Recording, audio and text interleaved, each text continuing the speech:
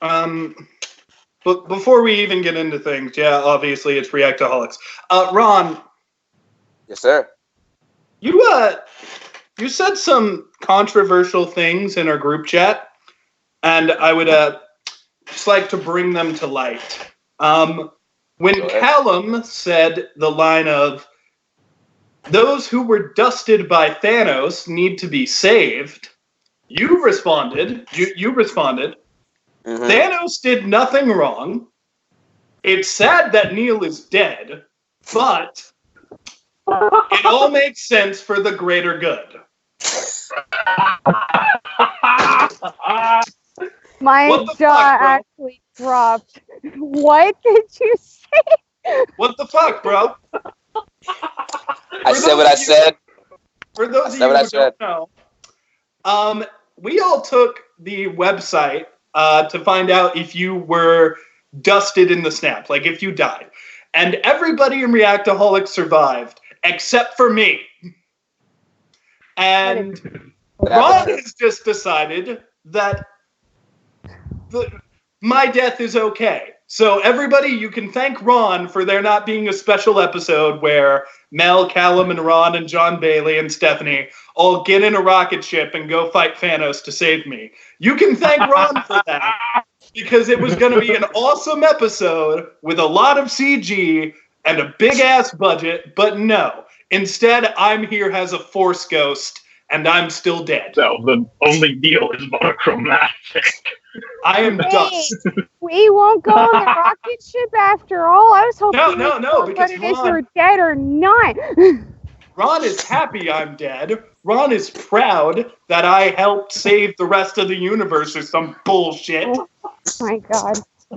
You know, Ron, it suddenly hit me that even though you're so happy this happened, you are one of the people who didn't die.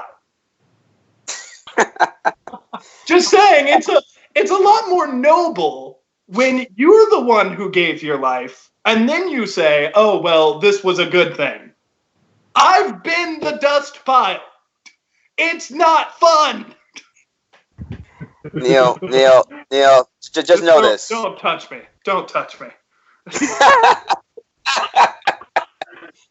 In Thanos' word, it had to be done. Once he turned No into regrets. ash.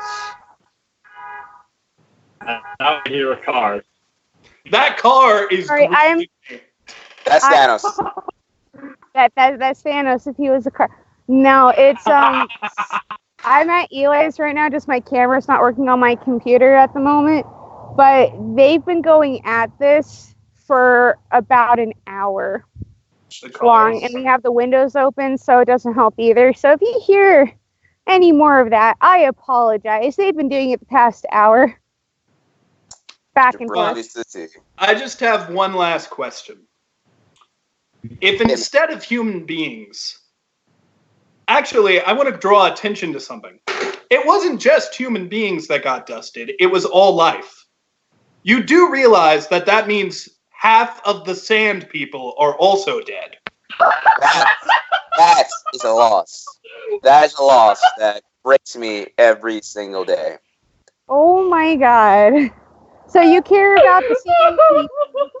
We don't care about your fellow in arms. You're cold. I like Fuck his fellow people in arms. He cares more about the sand people than me.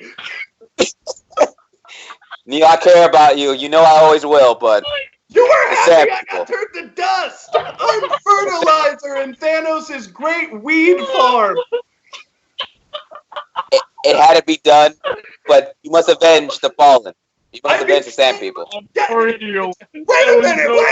You're gonna go avenge the sand people and just leave me here? Essentially, that's how it works. I'm trying. Oh. You guys may be wondering how I'm still alive. I am a Force ghost. That's it. I'm a Force ghost. Yeah. I mean, if they can bring back Palpatine, why the fuck not? Well, with that, let's get into this very hostile Welcome back to home game edition. It was Neil's idea. to get us all together before Endgame started, and now we're going to hype ourselves up for the final confrontation with Thanos himself. Exactly, Callum. We're going to be talking theories. We're going to be talking endings. We're going to be talking characters that died. And most importantly, we'll be talking about the Avengers. But let's go ahead and introduce our cast of mightiest heroes, I guess. I don't know. You guys left me to die in dust, so... Earth's mightiest zeros. Callum McRitchie, Scotswizard. How are you doing? Scotswizard, my bad. I'm just thankful I'm having a nice, lovely Easter with Easter egg hunts, celebrating salvation, having a nice spring lunch with a friend, having some rants on Sky. How does it feel to not be dust? How does it feel to have never been dust? To be honest, not so good either way. It's better than dust. Never know. Also not dust, but wasn't in the last movie, much like Hawkeye, is ImperfectVanity. Hi. You compared me to Hawkeye? I mean, Hawkeye's my favorite Avenger, so that's a big compliment from me. I mean, that's true. And also, you like Ant-Man. Ant-Man wasn't in the last one either. That's true, too. I was not. Tell me, Mel, what are your opinions on not being dust? Because you have no idea what it feels like to be dust. I mean, I'm kind of, in a sense, envious of you. You're dust. You don't have no more, have no more responsibilities in this existence. You are right. I mean, when you guys inevitably go to save me, you guys might die, but I'll come back. That's true.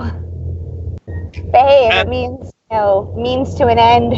It's means to an end. And finally, our own private Nazi. Just fun. How can you sit there and say Thanos was right when one of your friends died in the snap? You'll always be in my heart. I'll never ever forget you. No, I won't be in your heart. I'm part of the giant dust bunny in the sky. I've never forgotten you. And Thanos, we semi-trust. Hello, everyone. He's like Mufasa now, and then I sent an Avenge the Fallen joke with a monochrome photo of Mufasa.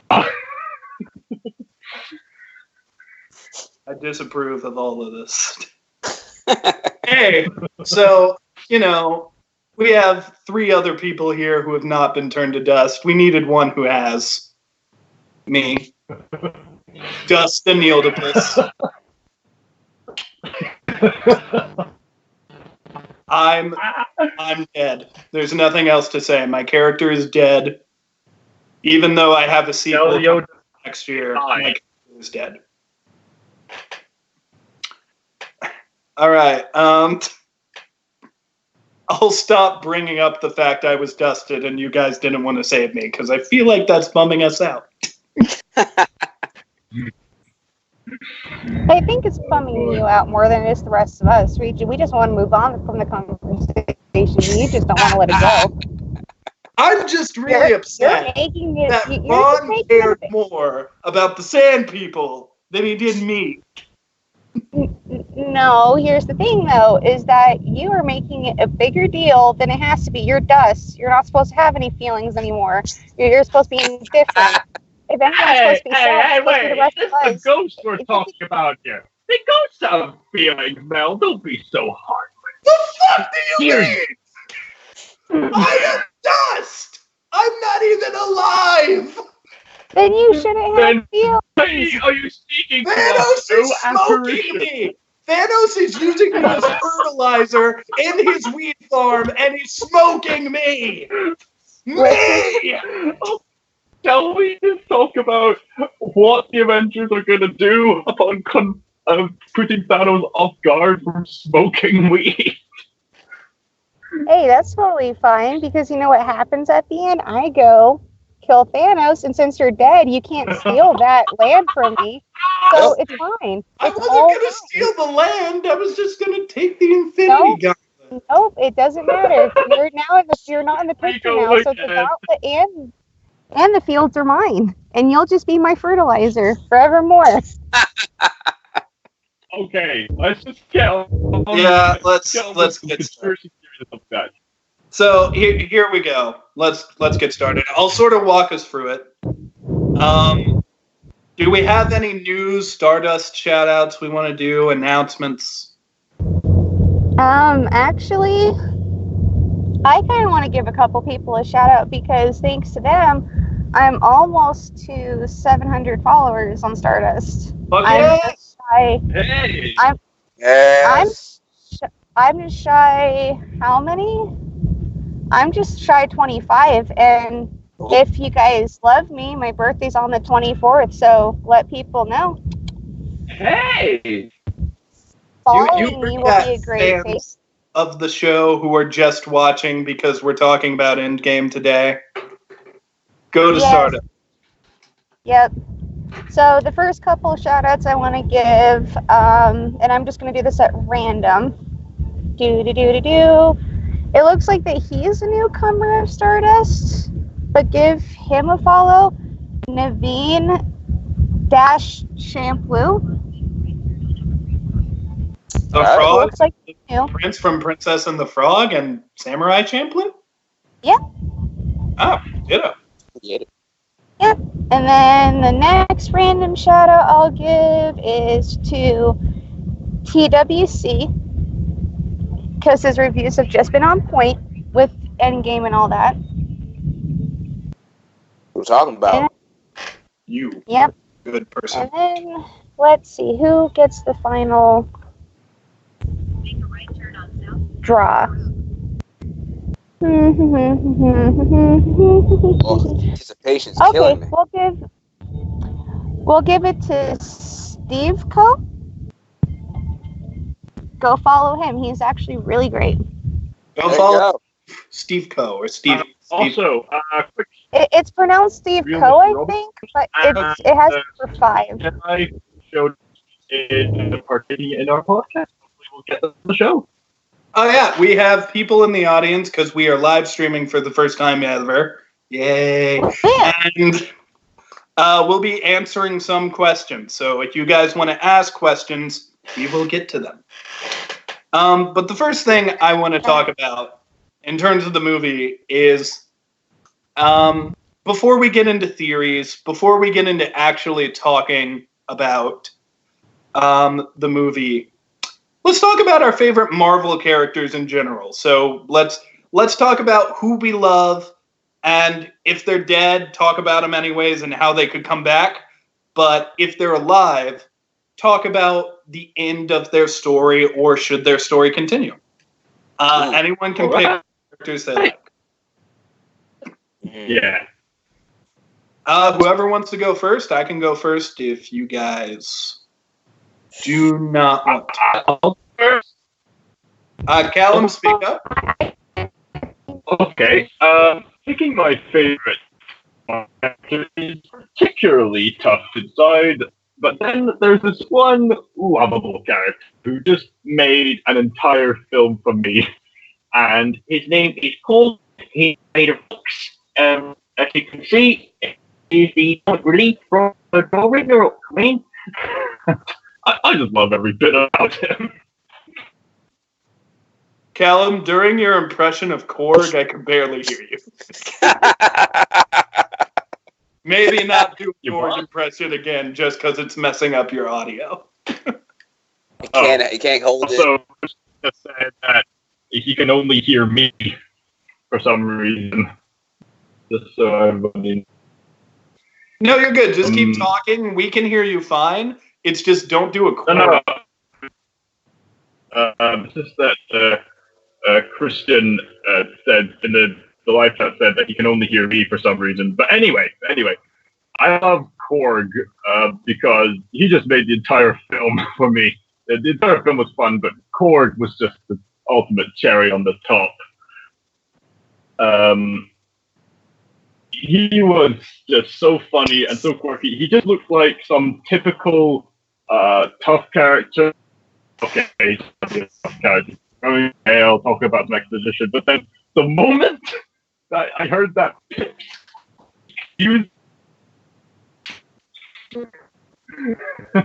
I just knew, okay, this character's going to be fantastic. And he was hilarious, and he helped along. He's such a funny commentary. And I mean, we never saw him again, but he just made the entirety of Thor Ragnarok. And rather than give an ending, me and my friend Christian have been speculating that when Thanos attacked, he and escaped in an escape pod of some kind. Whether he survived that or not, I'm not entirely sure. But me and Christian were literally planning on doing a little voice dub of Korg escaping. But I hope he's alive. But either way, he's just such a bliss to be having. Whether he's in heaven or whether he's still alive, but I still love him, Korg. Yeah, me. That is my favorite Marvel character. We're gonna see if we can fix your audio, Callum. We'll come back to you to ask how you think he should end. We'll come back to you, I promise. Oh, for goodness sakes. Okay. Okay, Korg, escape. He's funny. Callum, we'll come back to you. It's okay. Give it a minute. Ron, do you have any characters you don't want to lose? Or anyone you just want to talk about? Oh, man. I can't believe it's come to this point, but as going back to that, I personally, man, I want to see Cap. You know, I think I want to see. It's gonna be hard for me to say this because I do love Cap. His art is probably the best out of any of the Avenger heroes, but I want to see him take the big go. You know, the bid farewell to him from a guy who literally would do anything just to do the right thing. You know, like in his first movie when he was in the army. They put a fake grenade in the ground. He was the first one to jump into it. He's the first one to go out with no regard for his own being. Not because he wants something out of it, just because it was the right thing to do. And think about it. From Winter Soldier to Civil War, his philosophy's changed. From believing that everything is black and white to finding out that no, not everything is what he thought it was. And then turning that, sometimes I gotta do things what I believe is right, even if some people may disagree with me. Cap is that hero, that person that we would all strive to be. You know what I mean? And it hurts me. It hurts me seeing that, man. It hurts me seeing that this could be for me his big swan song.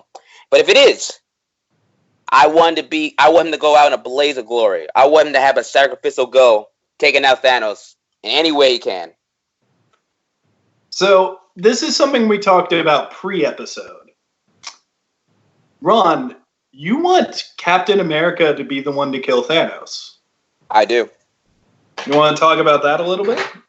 I'll go, man. Don't even stop me, man. I'm about to go hard right now. It feels because Cap would do it so easily, man. Like, because you've seen his face, the way everything turned out in the end. And even if we've all seen the trailers, we've all just seen his reactions. We've seen his mannerisms change. We've actually heard Cap swear. Cap never swears. He's the one that will get joked upon if he accidentally joked. He would tell his own teammates language. So to hear him say that, you know he's serious. Language. I know. He gets me. Cap gets me so much, man. Oh my goodness.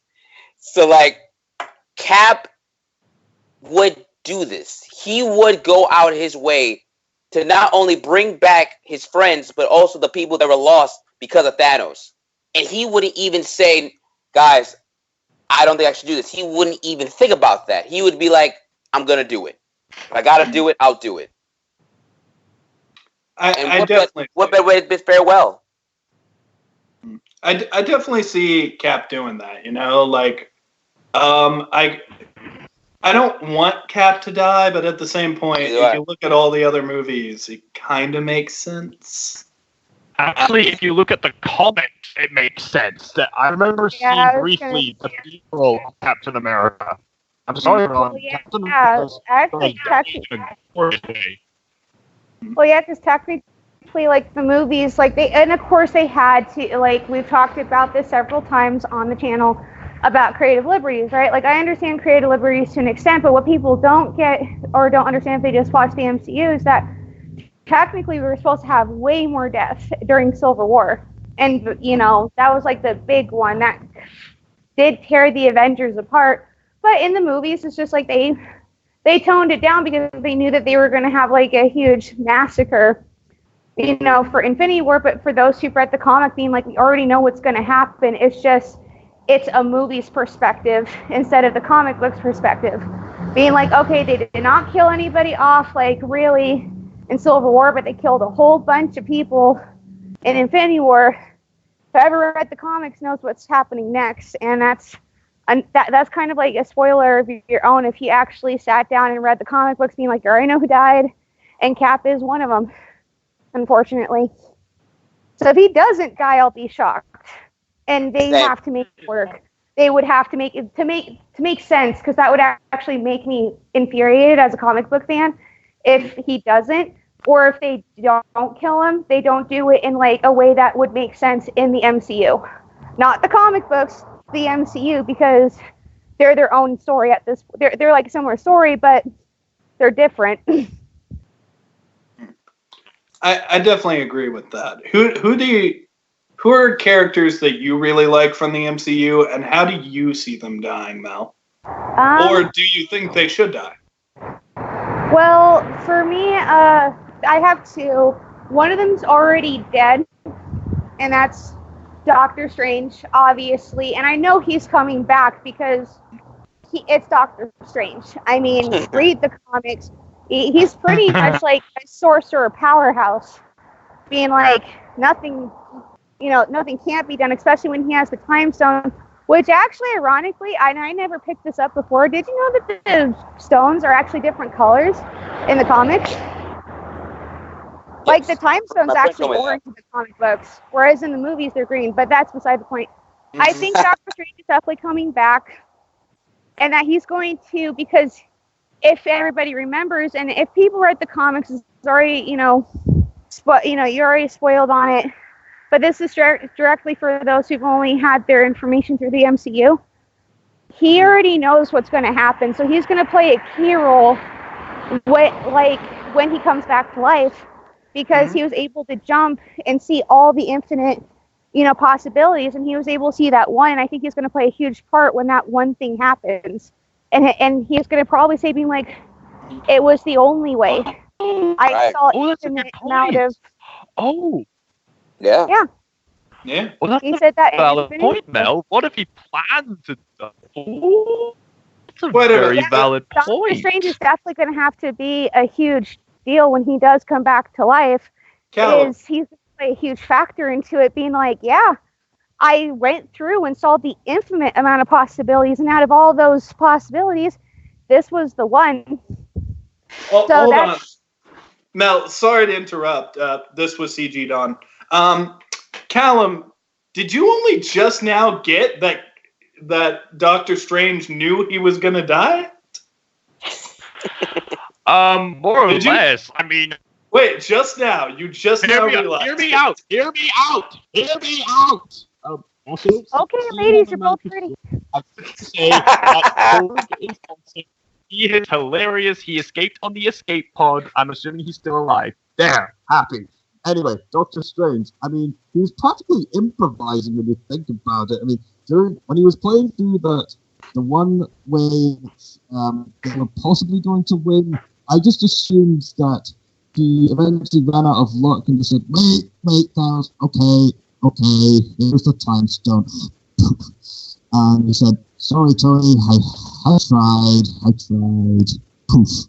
And of course, many people speculated, oh, come on, Dr. Strange, you could have asked at least 10 or 6 or 16 other ways.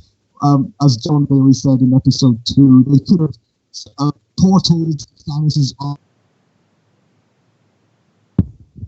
into a baby.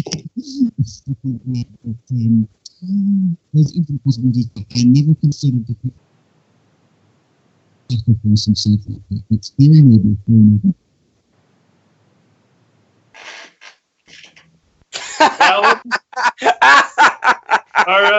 Are you eating your mic? I first thought He sounds fine now.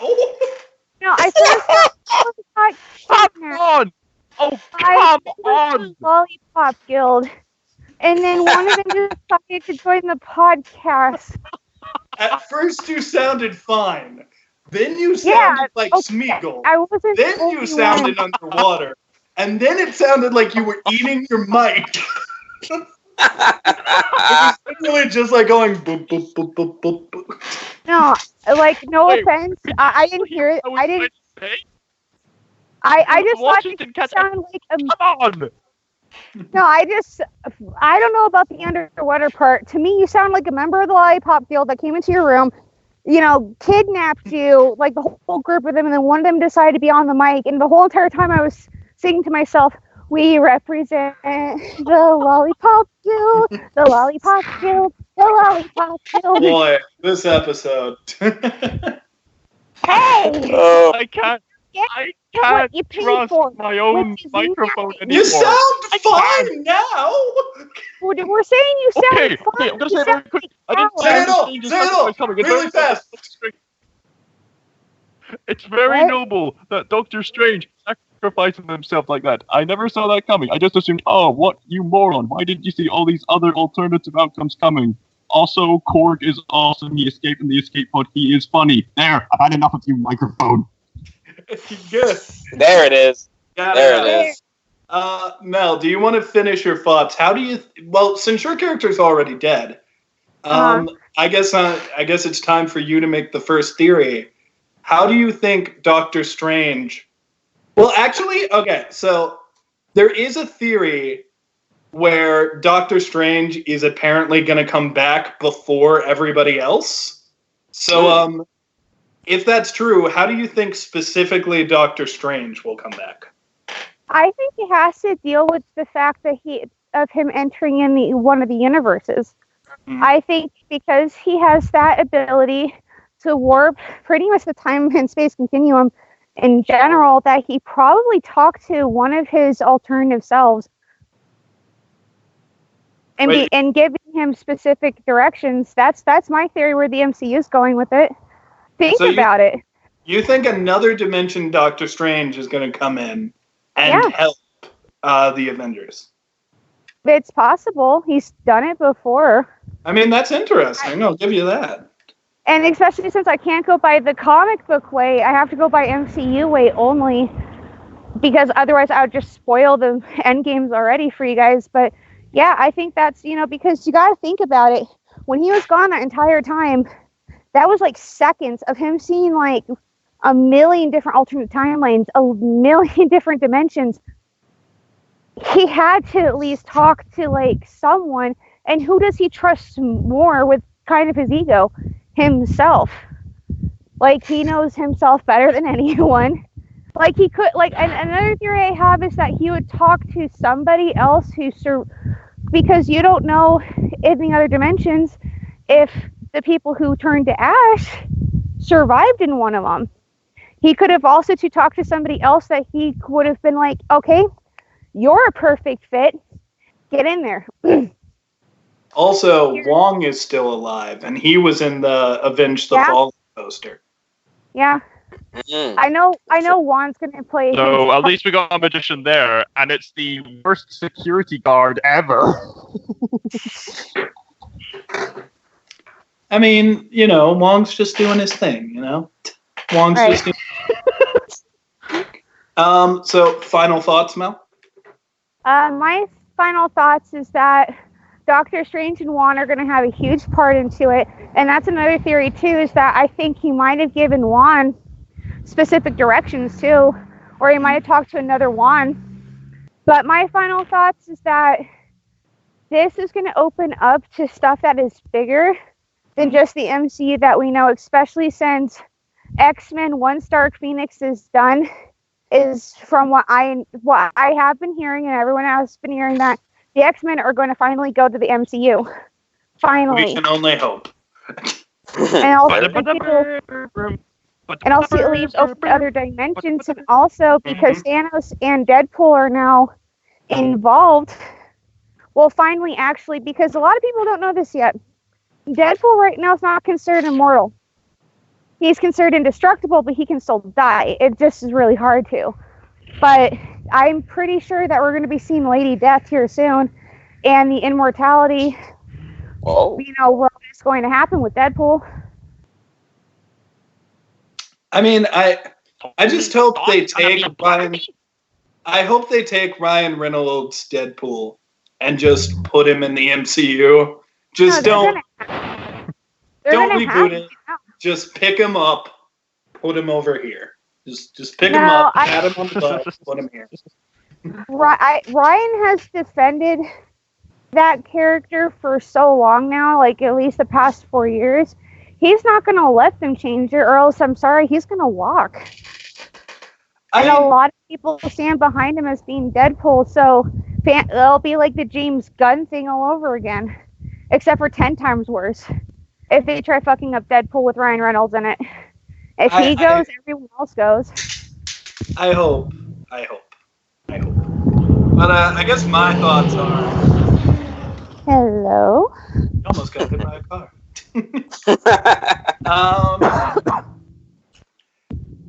I guess my thoughts are Hawkeye's always been my favorite Avenger, and my second favorite one is Vision, who is dead.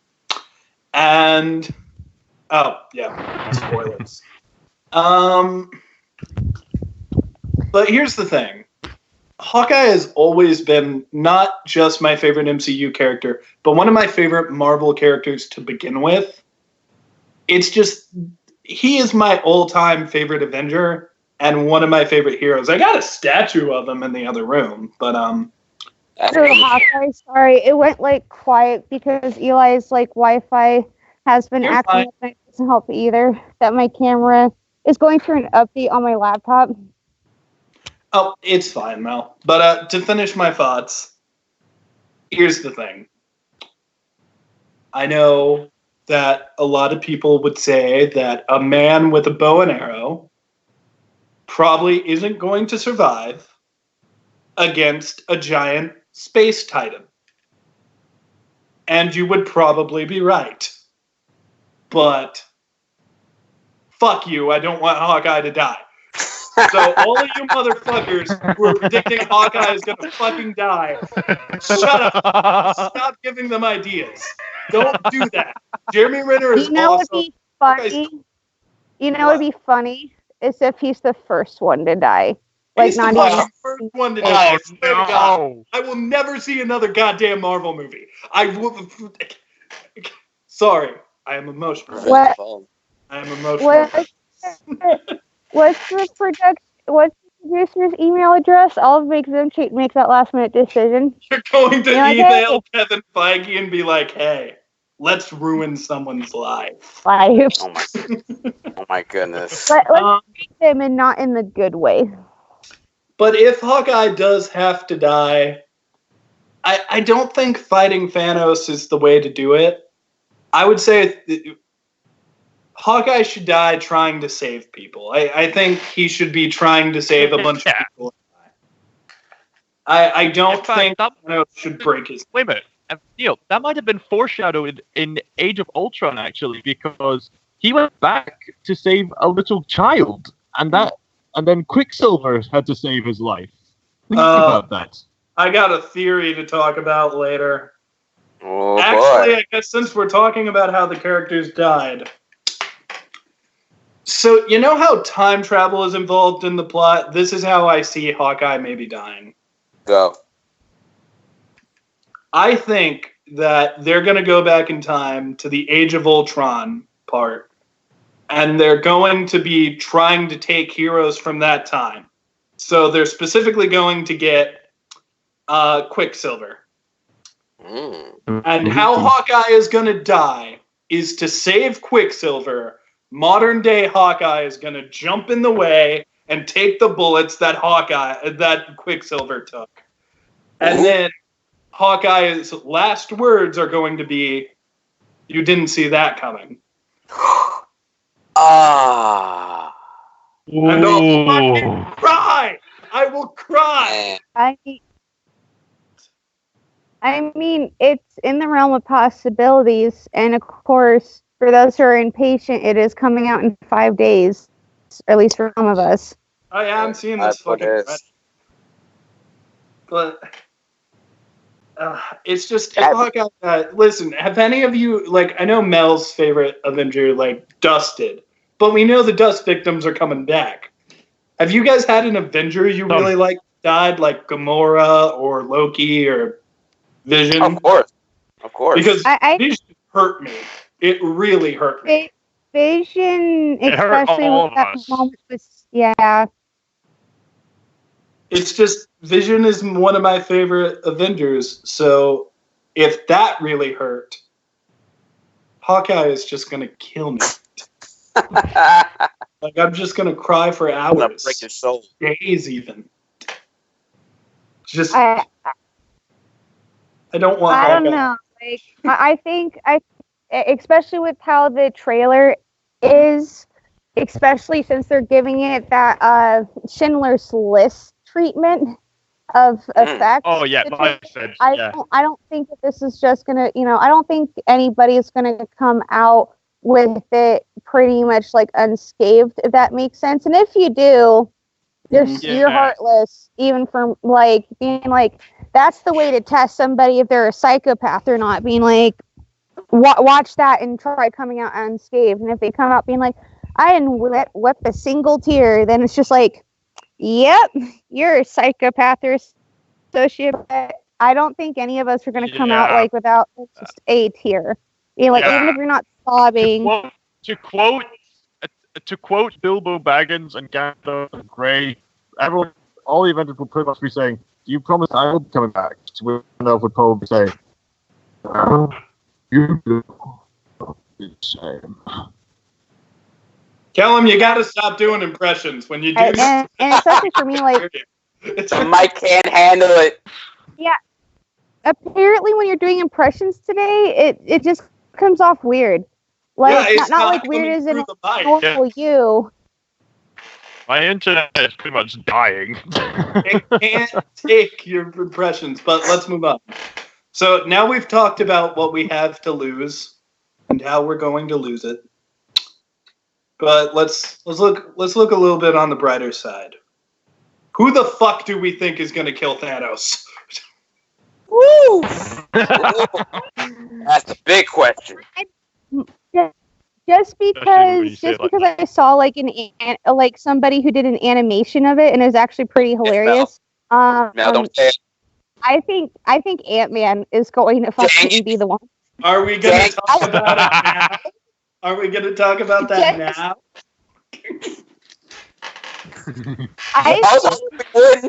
Don't we have questions that we need to answer real quick before the chat gets like? You know what? Are they asking questions? They're not asking questions yet. Ask questions, people. Okay. But before we continue, let's take a little break and talk about what may be the most original theory ever. So here's the thing, and everybody's just gonna have to hold with me. We'll answer the questions at the end. There is a theory out there that some of you might know about, and Mel just referenced that theory, and now we're going to talk about it. Darn it. Darn it. This is called the Thanos theory. Now, let me explain. So, the theory is, and I'll share my thoughts right after I say what the theory is. The theory is that Thanos will be doing some stuff, and Ant-Man will be the one to kill him. Smoking weed. How it's going to happen? Yeah, smoking weed. No, that's me. If I kill Thanos, I'll be selling the weed and owning the gauntlet. Okay, so Mel is there selling the weed. I've stolen the gauntlet. And Ant-Man walks up to Thanos. Yes, I already get the gauntlet. We've been through this. You're best right now. Shrinks down, really tiny, and sort of climbs up Thanos' leg and enters inside of Thanos. Now, while inside of Thanos, he climbs up as far as he can go, and then he expands. To giant size. Now, before anybody says anything else, let it be known that, in my opinion, this would probably work. Like, regardless of how funny it is and how weird it is, if Ant-Man grew to giant size while inside Thanos, first of all, he'd probably destroy all of Thanos' like vital organs. Second of all, he'd be right next to his heart, so that would explode. And third of all, and maybe most importantly, he's growing giant inside of a dude. He would split him in half. Well, that's where I was actually gonna. We were talking about like our characters before. That's where I was gonna say the second one that I was gonna pick who would survive that I believe would die would be Ant-Man, and that's why I'm because especially if all of you haven't seen Ant-Man and the Wasp yet, which you should, because that's like the last movie you need to see before Endgame, is that he just figured out how to enter the quantum realm. And that can potentially kill him. And I think, and especially with expanding and him getting bigger, he's also at risk of killing himself. Exactly. And I really think that's how he might die even if he's not the one to kill him, they're at least going to have that thought of being like, how can we use Ant-Man's ability to shrink down into, microscopic proportions and then grow as big as like the Eiffel Tower. It's going to put a strain on his body. Speaking strategically, as weird as it is for everyone to make jokes about Ant-Man going inside of Thanos' ass and then growing super huge, this is a very sound strategy. And he doesn't have to enter in the ass. He can enter in through the nose. He can enter in through the ears. Nose ain't good enough. Thanos can sneeze him out if he's in the ear. Yeah, I guess you'll take out the head, but we don't know. Well, maybe Thanos with the Infinity Glove without the Now, who's to say that Thanos couldn't poop him out or fart him out? Well, here's the thing. You gotta be quick. That's how. You gotta be quick. Well, here, but the head would make more sense, especially, remember what he said to Thor? Should have gone for the head. And every like villain in these type of situations has some form of weakness. And maybe and this is just my opinion with just the MCU, that was Thanos kind of being cocky there for a second, being like, he just revealed to Thor to go for the head. I mean, to be fair though, powerhouse. If Thor would have cut off his arm, they still would have won. But even if they did, what makes you like Thanos is one of the most powerful entities in Marvel. How would you know that he has gotten to that proportion where even if they cut off his arm, that he would not find an alternative route? And I think that's why he got a little bit cocky there. If I was there and I was like right behind them when he said he should have gone for the head, I would have eventually been like, done. Head. Decapitated, bashed in, don't matter, right before he snaps it. Like, can I say something? Can I say something? You're going super loud again. It's a superpower you cannot control. You do this almost every episode, Ron. You are I'm a so little sorry. loud. So sorry. Is that better? Yeah, you're good. Go Look ahead here. and say it. All right, y'all. Like, come on. Why y'all doing my man Thanos like this? All right. Oh, Jesus Christ.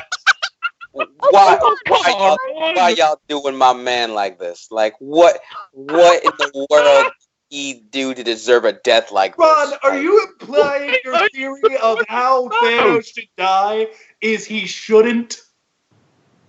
No, I'm saying this way. This way. Why? Why is this a thing? And why is this characters? To my side? Oh, he's bitching about Ant-Man going up his ass and expanding like that. He's not Thanos dying. He's not like he's still called Thanos his man. Integrity, really, Ron? We're going the integrity route? A guy who wiped out half of civilization, what is wrong with you? That's like what's wrong with me?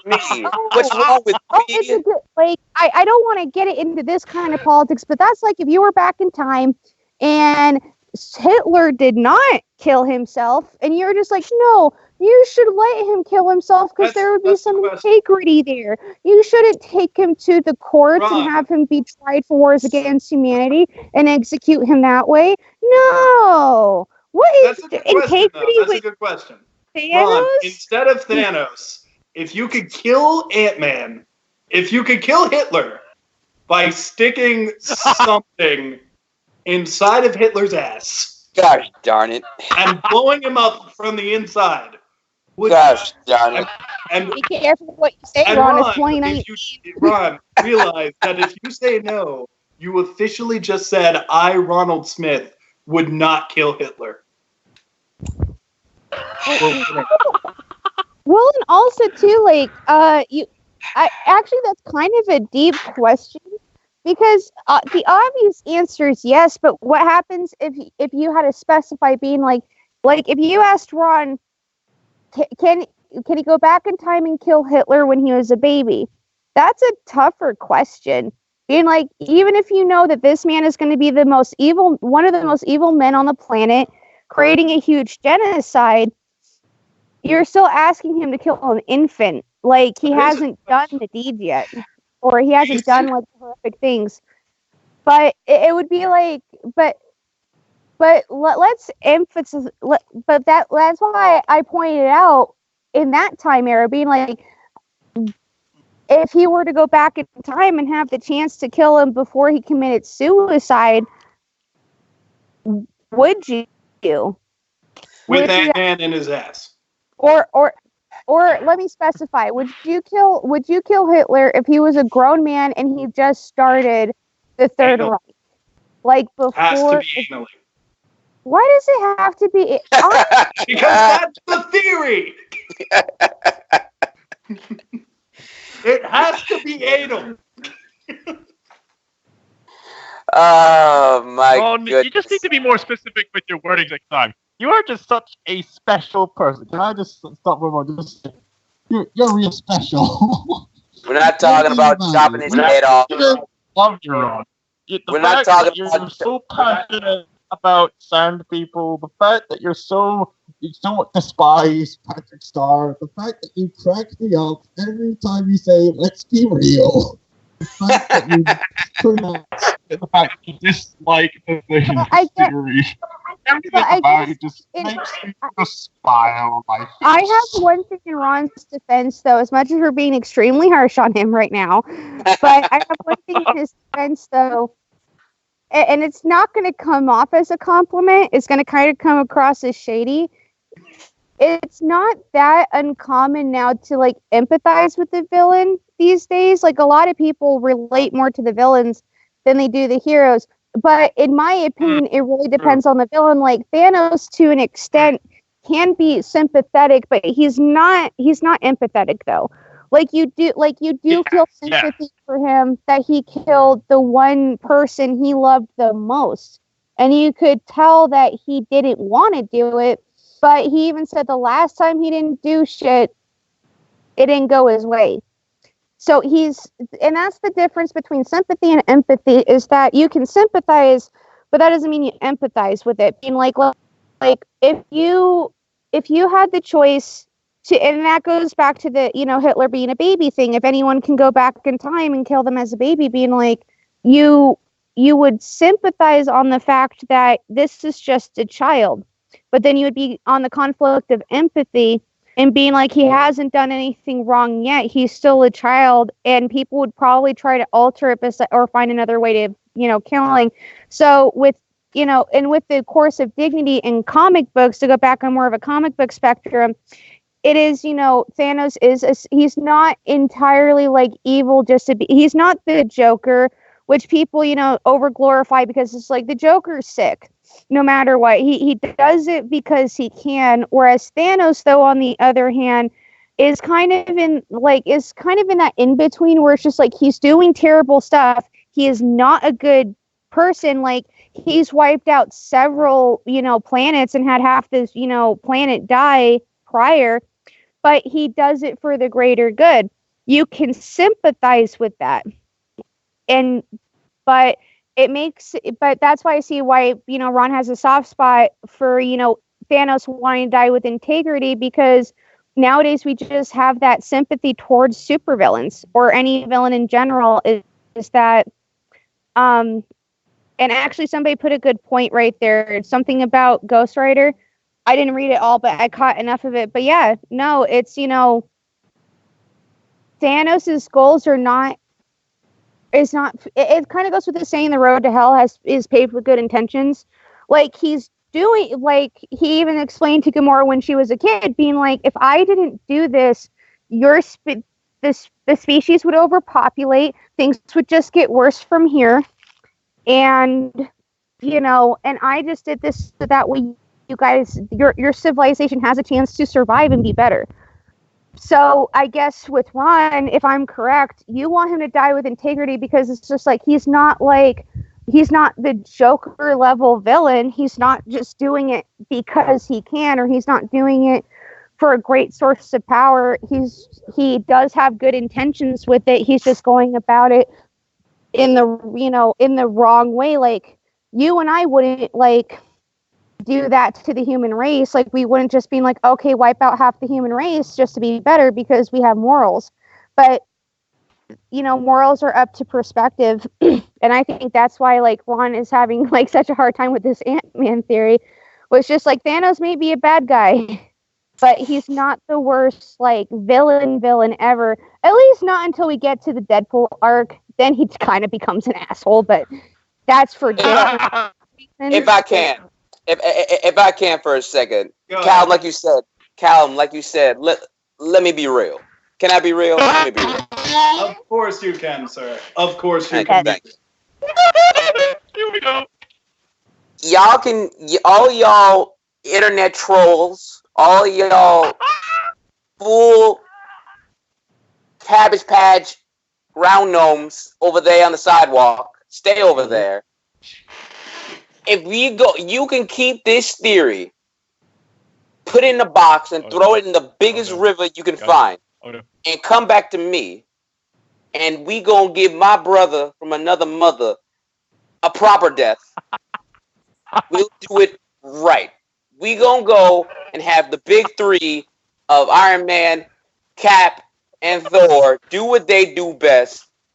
Take him out with him on the ground, bleeding, until finally Cap gets the final blow in with his amazing shield. And then Thanos has one last word. And then he goes, ugh. That is how we give the greatest MCU villain the proper send-off that he deserves. This fucker killed me. He doesn't deserve a proper send-off. No. I just defended you and tried giving you a moral respect here, but now internet trolls, do your thing. Have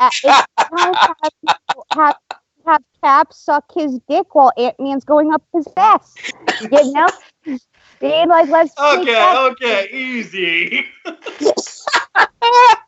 I was corner. I tried giving you like that, but no, Ron, you had to shit on it. I thought that my theory was going to be far-fetched of how Thanos was going to die, but now I think it's going to provide levity.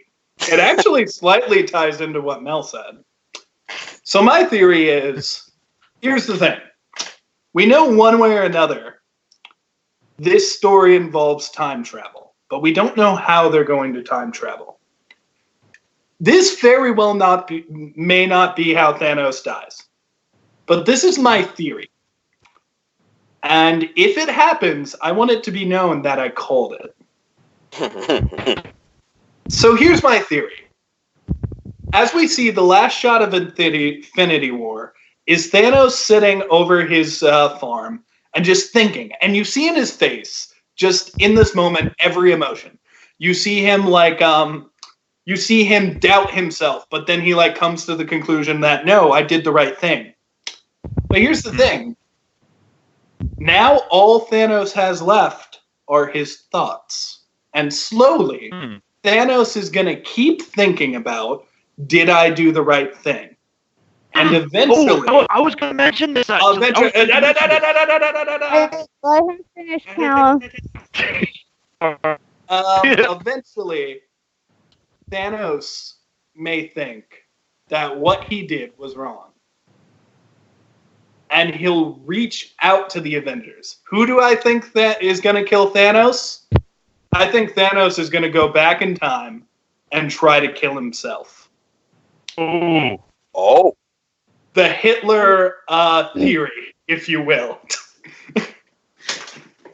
Oh. Because it all goes back to Hitler, I guess. Sorry for those who are offended. We're actually not supporters of Hitler. Oh, none of us are. Let it be known. Except for maybe Ron, who wants me to stay dead. For the greater good. The greater good. You're one person. Ron didn't kill 6 million innocent people. No, he just supported. More than that, actually. Like a Nazi. No, that's not fair. 2019, Neil, grow up. 2019. Here's the thing. I think that Thanos will go back in time and actually be the one to kill himself. Because here's the interesting thing. Thanos, as a character, is so interesting because he's convinced himself so deeply that what he's doing is the right thing. So I really wonder if Thanos came face to face with a future version of himself, telling him, hey, we did the wrong thing. We did the wrong thing. Oh my gosh. What would Thanos say to that? Could he accept that? Would he believe it's actually him? This would be such a character moment. And here's the thing. That would mean that the only way for Thanos to achieve his goal, past Thanos, is to kill him his future self. And the only thing for present-day Thanos to do to achieve his goal is to kill his past self. There's so much deeper storytelling. Oh my gosh, time travel. Can I just say that speaking of deep, Chris has just texted us via Skype that's how Hitler committed suicide. It was a joke. He said, if you read it properly, he said he went back in time and won World War II. and that's all how terrible the world was. Yes, that's how Hitler. Just because I know the people watching. Historically accurate. That's not historically accurate. The people watching cannot see this. The people watching cannot see this. Our director Chris sent into the group chat. Yes, that's how Hitler killed himself. He actually won World War II, went back in time, killed himself to stop it. So Hitler is our greatest champion. There's so much room if they ever watch this. I doubt it because we don't support scum like that. We are talking about deep, deep things. We're talking about Hitler. We're talking about anal penetration. Wow. What an episode. We're more than just a small reaction channel that started from Stardust. We're an educational channel. We might as well be, the History Channel. Not when it used to be the History Channel, how it is now, which is garbage. We teach you things that are not accurate. Can I go next in the theorizing? Because I want to say something that was similar to what Neil brought up. Audio will hold up. You can say it. If the fucking audio will hold up. So, a friend of mine once suggested to me that Thanos is probably going to mind his own business, and then he's going to be tormented by all of the souls that inhabit the Soul Stone. He's going to probably hear all the screams. He's going to hear all the torment, all the heartbreak, the loss. And it's over time, it's going to get to him, to the point where he's going to be driven mad. And I don't know the rest of it, but that's the start of it. All right, you got Callum, you got the theory. You got the theory out, but then it got distorted towards the end. Sorry, Callum. But no, I think I was enjoying it though. I think that's almost any theory at this point can work, and I think the Thanos being tormented, whether it is that he owns the Soul Stone, which I kind of spaced that for a second. But then again, the Soul Stone wasn't really my most favorite out of all the stones, but that's beside the point. And it is a realm of possibility that in some way, which brings me to another theory, he might actually be tormented, even if it's by his own thoughts or by, him going insane. That even if he doesn't go back in time and do the deed, even if he doesn't go back in time and does the deed himself, he might give the Avengers a second chance. I mean, and being kill me. There's a trailer, and I guess we can talk about this too. There's a trailer where it talks about that Thanos has used the stones again. And that's how they're able to track and find him. So I wonder why he used the stones again. Did he try to bring back Gamora, maybe? Possibility. Mm-hmm. Probably find a way to keep the deal. I think if an Avenger kills Thanos, it's probably going to be Thor, just because Drax is dead and can't do it. Oh, you're going to piss a lot of Drax fans off. He's dead. He can't do it. I love Batista as much as the next dude. Yeah, but you gotta think about it this way. Out of everybody, Drax is one of the few characters who would get, finally his, his vengeance. But he's dead. Which I understand that, but and I'm not saying I don't disagree with you, because I don't, because I know the fact of being he's gone. For the moment, being and we don't know how soon in the movie, because it hasn't come out yet for some of us. I know that some, at least here in the States, I don't know how it is worldwide, but I know some people in the States are going to be able to see it before us, especially before me, because right now I'm on a computer right now and Ron are in the States. Yeah. But there are realms of possibility here, and being unless you read the comic books to a T, and also to keeping an open mind, being this isn't going by complete comic book logic. It's going by MCU logic, is that there's a bunch of possibilities, even the ones that don't make sense, or at least to us. I don't disagree with you about Drax at all, being he's dead right now, and we don't know how soon they're going to be able to bring them back to life. We don't even know they're not coming back to life till the end of the movie, but there's still that open possibility. Is all free game right now.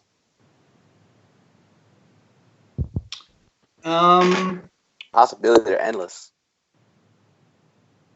Light bulb. Oh my goodness gracious. All right. I think we're done talking about how Thanos could die. All right. So there's just a lot to talk about with Infinity War, you know. Endgame. Yeah, that. Zach just asked the question. Yeah. Are the Marvel TV characters going to be in this? Nope. Sucks. There's your answer, Zach. Nope. What was the question? Sorry, you guys cut out. And Or I the just- Netflix show. It's okay. I answered it. It was pretty quick. He asked, "Are the Netflix characters going to be in this movie?" I answered honestly. No. You don't think Daredevil or Jessica Jones or the Punisher are going to play in any way, shape, or form? They just got canceled. They're done. Nope. Not even cool. Not even nothing. They're done. They got dusted. I'm just wondering, because I know they're canceled, but isn't it the reason why they got canceled is because of Disney? No. Moving them to Disney? No. We'll save the rest of the questions till the end, by the way, Callum. They got canceled more of just two of them got canceled because of ratings, and others got canceled just because like you said, Disney and Netflix they're no longer working together anymore. So also, Disney increased the price to license their characters, and Netflix couldn't do it anymore. Oh like, my god! Get that? Hey, But this is why people need to stop supporting Disney for a while, especially with the garbage that they're coming out. Like, I know this is about Endgame. I know this is about Endgame right now, but I'm going to change the subject real quick because No. The whole episode's about Endgame. No. Don't talk about the live action. Rant. Yeah, you're not allowed. Save it till later. Oh, it's a reaction to It's only Endgame today. You know what? I'm a rule breaker. You can't bring the. I'm not letting you talk about. Save it. We'll do another one. You let your hate boil until you can't hold it anymore. Then once your hate is at its highest level, murder. Any other franchise? Well, then, as the homeless person, I can easily be a transient, hop on a train, and let my hatred flow by finding out where you live. I'm dust. He's already gone. I'm a force ghost. I died long ago last year. Well, apparently didn't do out of ashes. Are my ashes pretty? Wait, what? Eli? Good for weed. My dust. Your force ghost. Dust. Yeah, you're still pretty. Since we're talking about Endgame, something I actually did not know because Eli was actually like asleep for a little while and he just woke up. So Endgame is not the end of Phase 3. It's actually going to be Far From Home, right? That's Yeah, going to be Phase 3. Yeah. That means we're getting 2 after credit scenes. Woo! It's just weird to me though that Spider-Man is going to be the end of Phase 3, and Avengers isn't. You know that doesn't that strike you as a little weird, right? I find it first very odd that they're continuing making films after Endgame. That's very odd. Yeah, it's weird. It's weird. Yeah, but apparently, what Eli was just saying, because like I said, he's been asleep this whole entire time. Of course. But because his sleeping schedule has been fucked, and that's why I haven't been, like staying with him as much and just being out on the street. But But no, he just woke up and he explained me like that there's going to be 2 after credit scenes that we're getting, and one of them's actually going to be introducing the new arc. Whoa.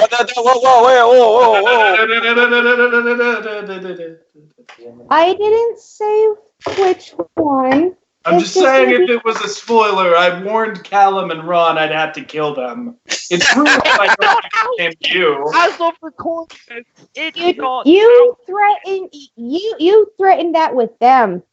Actually, if I remember, I told Ron that if he spoiled it for me, I would kill Callum. Yes, he did. Well, it doesn't mean I'm not going. That means I'm off the table and I can live.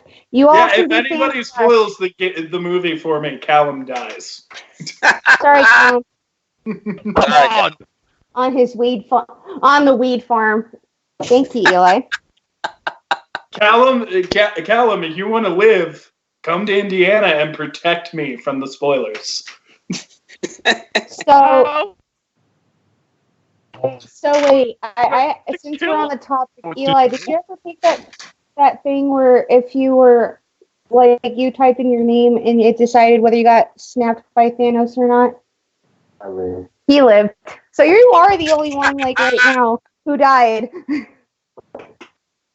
I had to ask him that because I knew I was going to ask him when he woke up, being like, "Hey, so did you live or did you die?" And he's like, "Lived." Sorry, Neil. What can I say? I'm fucking dust.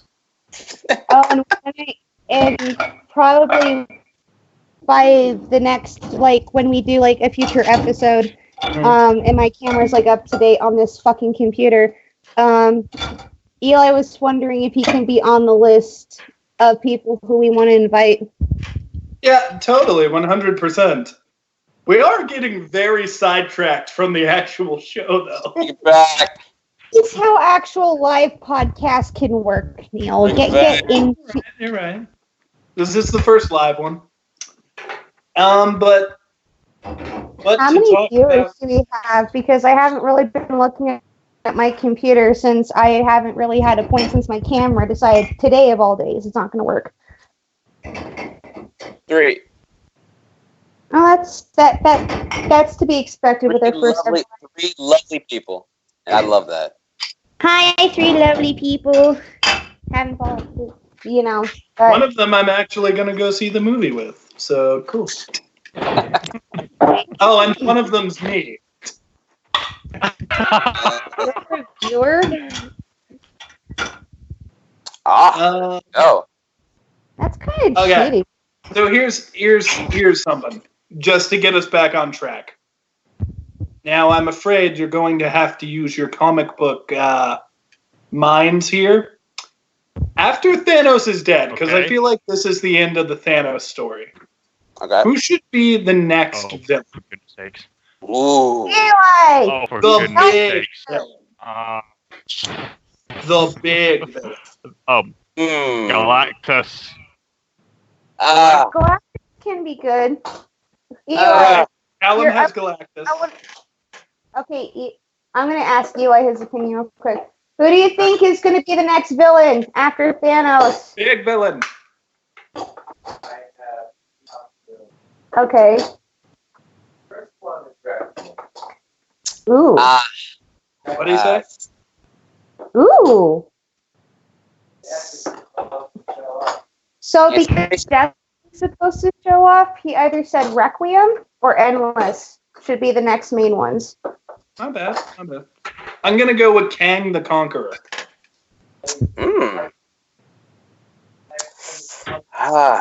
Man. I think it's gonna it's definitely gonna do something with space. I think it's gonna be something like space. The villain in space. So I think if I had to pick, I don't think it would be Galactus because I think they would probably introduce that. I have a point. Go ahead. Sorry. The main character, Easy Marvel character. I think they're gonna introduce like later on. Who is? Wait, who? No, that's the question. Is he a Marvel? Is this villain a Marvel character? Yes, it has to be a Marvel character.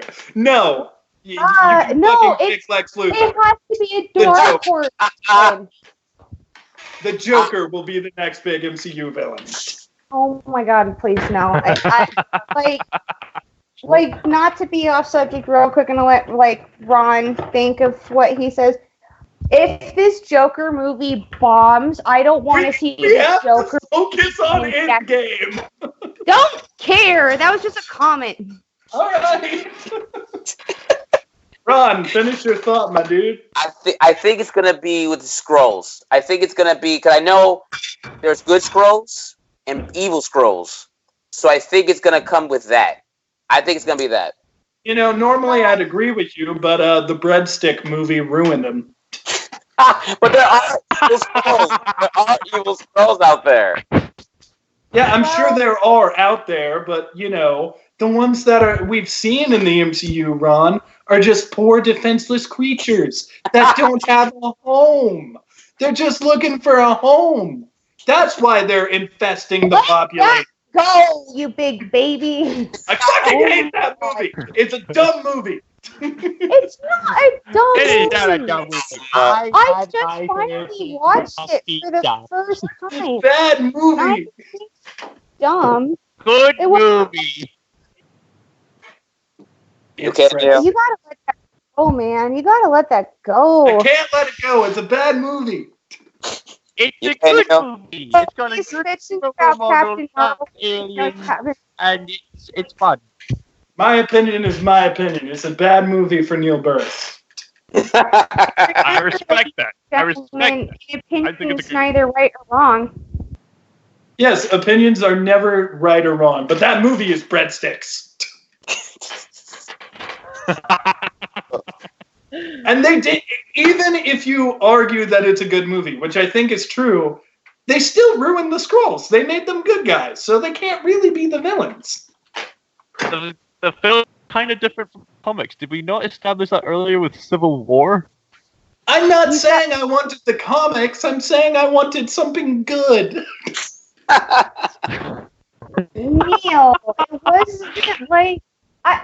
okay, I just recently saw it because I actually used, no, I didn't yet. I didn't use the gift card that Ron gave to me for Christmas. My friend Paul surprised me a couple weeks ago, and I just watched Captain Marvel for the first time. And I'm sorry, that became like my number, like, it's not like my top 5 favorite still. It's like somewhere in the top, like, I'll say 15 for the sake of argument. I'm not going to actually say the number, but why it became like an enjoys thing was Samuel L. motherfucking Jackson talking cutesy wootsy to a kitty. Always a cutesy wootsy to a kitty. Always a cutesy. Yeah, but okay, listen, I'm going off topic just like everybody else. We need to... That dumb cat. We need to focus on... No, it's not a dumb cat because Samuel L. Jackson was talking, cutesy wootsy. The guy... Listen, it's so dumb that he lost his eye to a cat, though. That's dumb. I know it's funny, but it's dumb. It was dumb in a fun way.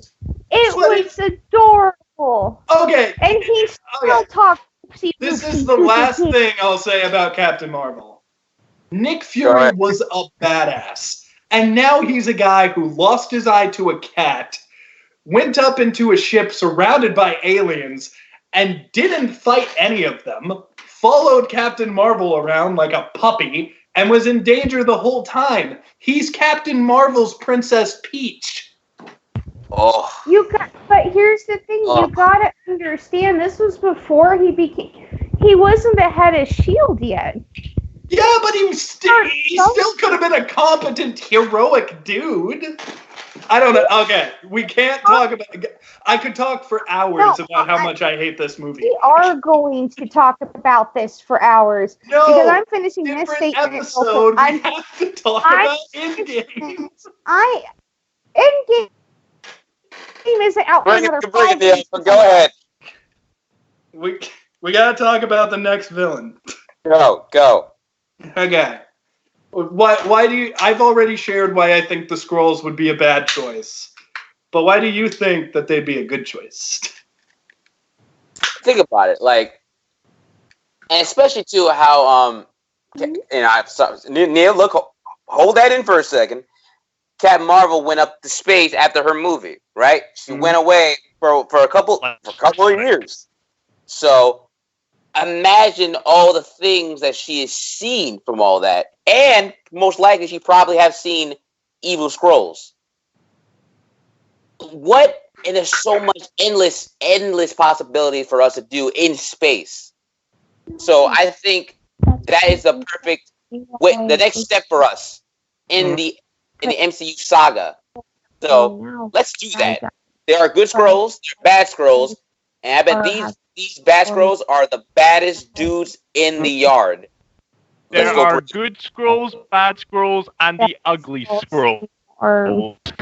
They're as bad as they come. I disagree with that because of what you just said, being like, what are they running away from? Sorry, Eli overheard that your problem was the scrolls, Neil, and he was just like, he hasn't seen Captain Marvel yet. He is planning on doing it before Endgame, for sure.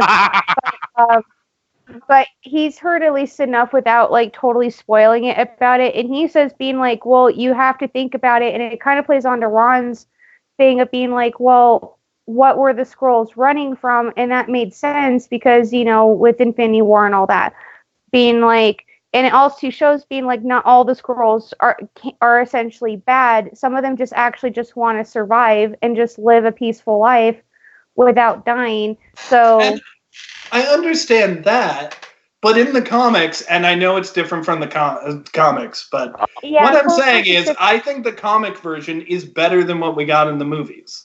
And while I'm sure there are evil scrolls out there, just the idea of having this whole race of people who can of enemies that can slowly invade your planet and just kill you from the inside and turn brother against brother, that would have been so cool to see. But we've established the majority of the race are victims. And I'm sorry that kind of, like, you know, it's not the scrolls from the comics. And to me, it's a lesser version. It's different. I'm not mad at anybody for liking it. I think everybody has their opinion, and I have my own, and I don't think they'd be a good one. Yes, Chris, I know about Invasion of the Body Snatchers. I'm saying it should. Christian in the comments is saying that you need to be more open-minded. I am open-minded. I have my opinion. You have yours. I'm willing to hear. Why are you so biased towards only evil scrolls? Like, I think that there could be. But here's the thing, though. But you have to remember, I think why you're getting, like, I agree with you. Like, a lot of the things in the comics have been changed, and the scrolls was one of them. You're absolutely right. But what's the one thing that the MCU and the comic books have in common that you actually, like, a lot of people, and this is, Eli pointed this out to me, and he has a good point. You missed something crucial, and it actually plays on to one of your theories that we're talking about with, like, the bad guys. Who are the scrolls running away from? I think it's said in the movie they're running away from the Kree. No, not the Kree. You guys actually mentioned him as a theory. No. Kang? No. I'm afraid. Yeah. MODOK? No. Yeah. That's a crucial part in the comics. So that also too is that giveaway and guess who gets to come in because of the fact that the scrolls are running from something, and it's not Thanos per se, it's Galactus, right? So who comes in with Galactus? Silver Surfer. No. Somebody who we've been wanting to reboot. Oh, MODOK. He was voiced by Lawrence Fishburne.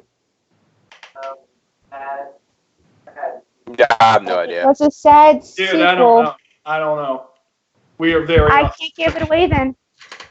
I can't give it away if you guys can't think of it. I don't know. I don't know. Well, for those that you can watch, and if you want to share with more comic book nerds of Intel, they would know the answer. Just don't give it away. Because apparently, if my crew is not nerd enough to get it, this is the first time in my life someone told me I'm not nerd enough. I said Silver Surfer, Adam Warlock? I'm not saying anymore. Okay. If they keep saying Silver Surfer. Yeah. Silver Surfer. He just told me not to say. We're okay. Put my hands in the air. I guess moving on. Callum, who did you Oh, say you guys are actually right. Silver Surfer is coming into the scene, but you gotta think about Fantastic, man. You gotta take. Yeah, you gotta think bigger picture though. Like Okay. For the villain for the next phase, if they were going to, for some reason, continue on with the movies, I wouldn't be surprised if I saw Galactus.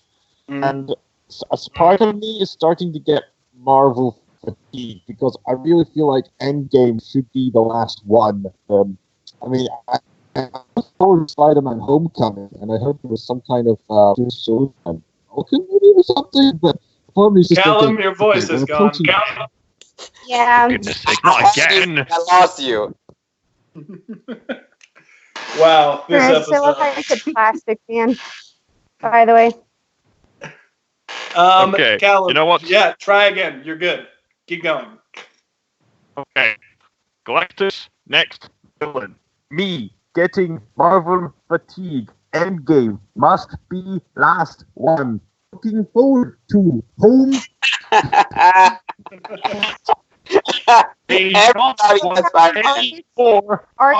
Are you saying you don't want the MCU to continue after Endgame? You want Endgame to be the last and final chapter? Here is King. I love MCU, but we must end. Yeah, okay, he's right. Everything needs to end. He's you're not wrong. But at the same time, they've sort of set up, like, are you saying you don't want Spider-Man to have a sequel, Callum? Well, they already... I'm looking forward to Homecoming, but more movies, I think, oh no, it needs to... Well, here's the thing, Callum, though. They already confirmed that they're going to be doing 4 phases of the MCU, so it's not going to end. I thought they already did 4 phases. No, they're ending phase 2 after the Spider-Man one. The Spider-Man movie that's coming out is the end of phase 2. No, it's the end of phase 3, right, Eli, or is it 2? It's the end of phase 3. It's the end of phase 3, and they're already confirmed for 4 more phases after 3. So we're getting in 4 total more of 7. phases? Are you kidding me? I mean, Harry Potter got 7 movies. Well, 8, actually. Okay, seriously. What did you expect them to do? Like, a lot of people would be mad if the Fantastic Four did not get the justice of the MCU treatment. Galactus is a huge possibility, especially with that key point in mind in Captain Marvel, who this running away from. They're not running away from Thanos. They could make it their own separate movie. Finally, just focus on making a gosh darn good Fantastic Four movie. Takes time, Callum. You gotta take time to get these things right. I think look at Disney with their other properties. Like, I agree with you. I think their live action should fucking end, but that ain't happening anytime fucking soon. Oh, and so you're just have to deal with it. Not only are the movies not ending, but we're also getting TV shows about the side characters. Falcon and Bucky are getting a show. Vision and Wanda are getting a show. Loki's getting a show. Wait, Loki's getting a show? Loki's getting a show. I mean, I like Loki fine. I don't think he needs to have a show. I really don't.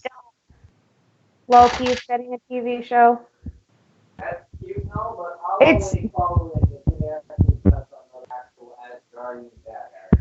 Eli makes a good point too. He will only personally touch on it if they touch on other Asgardian badasses. If they do a Loki TV show, that's the only way he'll watch it. Dude, like put Beta Ray Bill in that shit. Yeah. Yeah. So I'll talk about Kang the Conqueror real fast, and then I guess we can move on. He's like a time travel. Wait, Ron. While I agree, space is cool. Thanos is the space villain. We're gonna fight the space villain. The next villain needs to be a time villain, and that's Kang the Conqueror. He's a time traveler.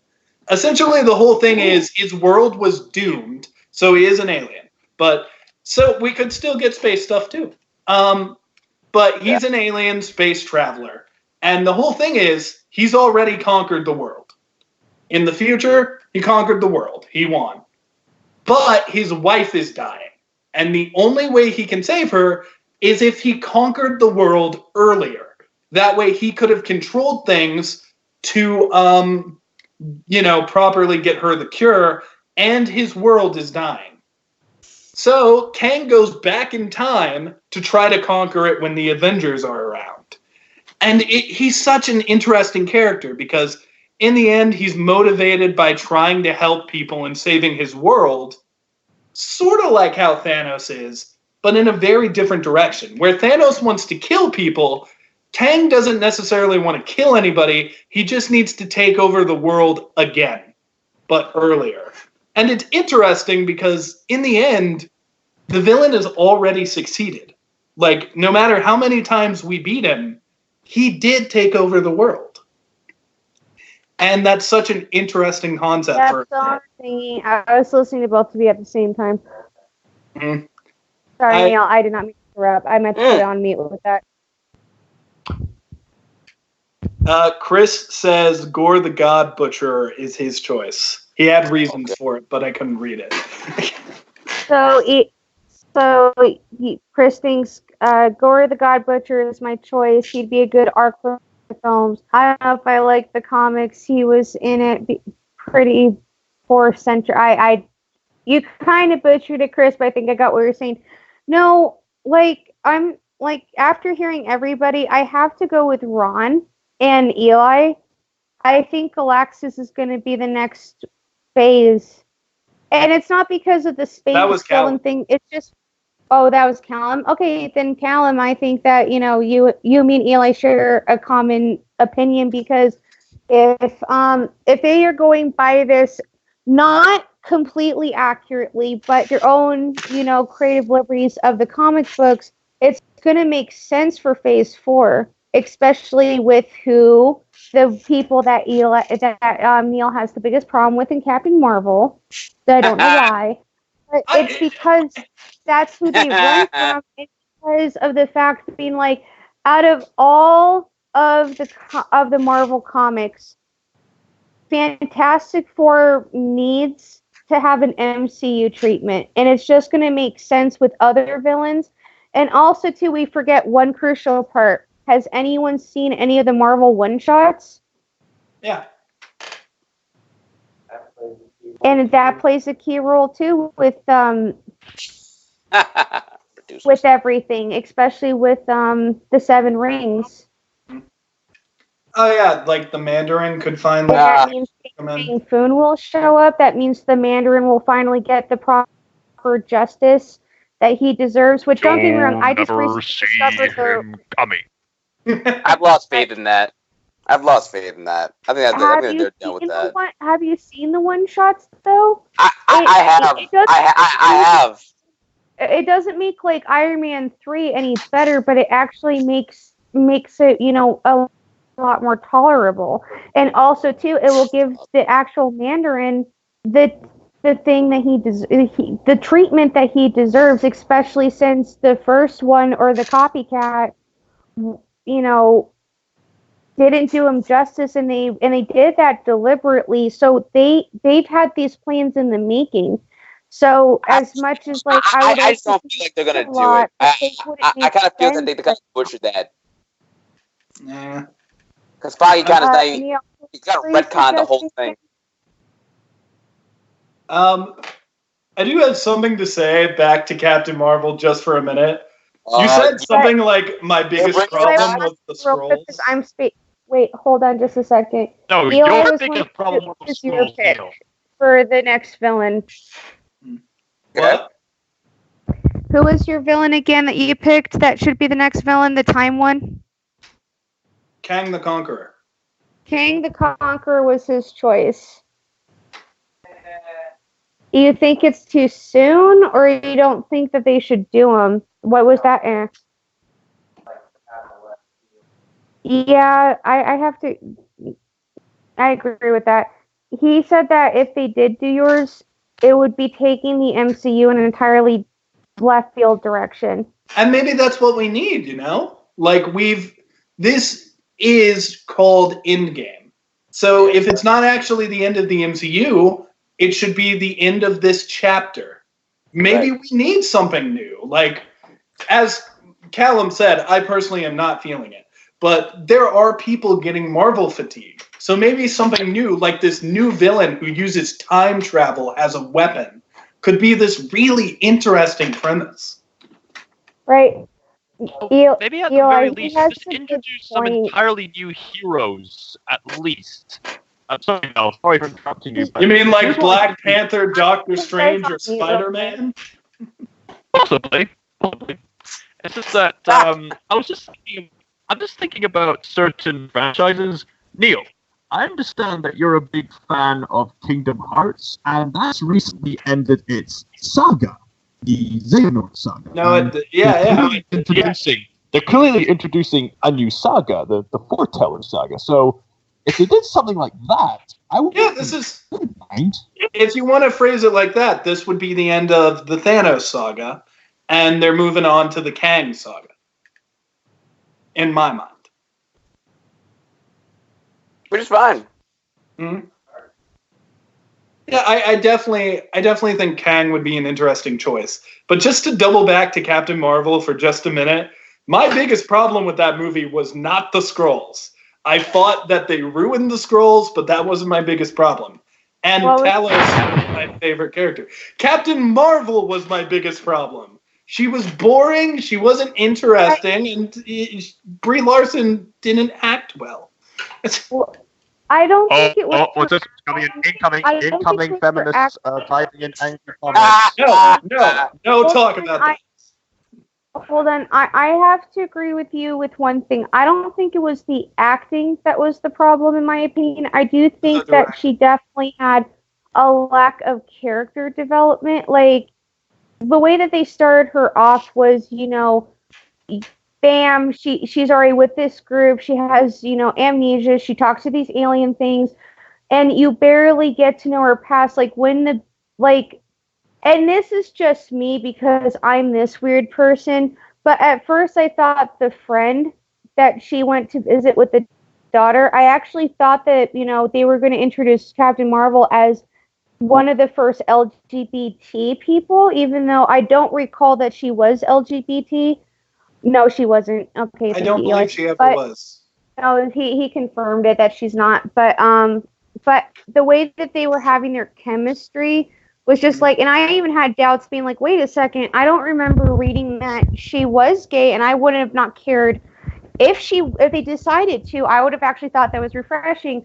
But because we didn't get to know Captain Marvel enough to establish their relationship, being like, it was confusing, and a lot of things drew blanks for me, being like, wait, did they decide to make Captain Marvel LGBT? If they did, they're not doing it right. It's very vague and gapped. Like, even when they were going back to being like, oh, you were a pilot and you were actually human. And not to spoil anything for those who haven't seen, Captain Marvel, but when it's revealed how everything went down, I just felt empty, being like, she didn't get a character. Like, I don't know Captain Marvel as... Well, I didn't even know her when she thought that she was a part of this group, being like, you have no personality. And if she did have personality, it did come through, but her character development did not build up enough where I actually couldn't give two shits less if she won or lost, to be honest. And like the movie has some good things about it, but that's why I say it's not like in my top 10 of Marvel. Like, but it's not like Iron Man 3 before the one shots.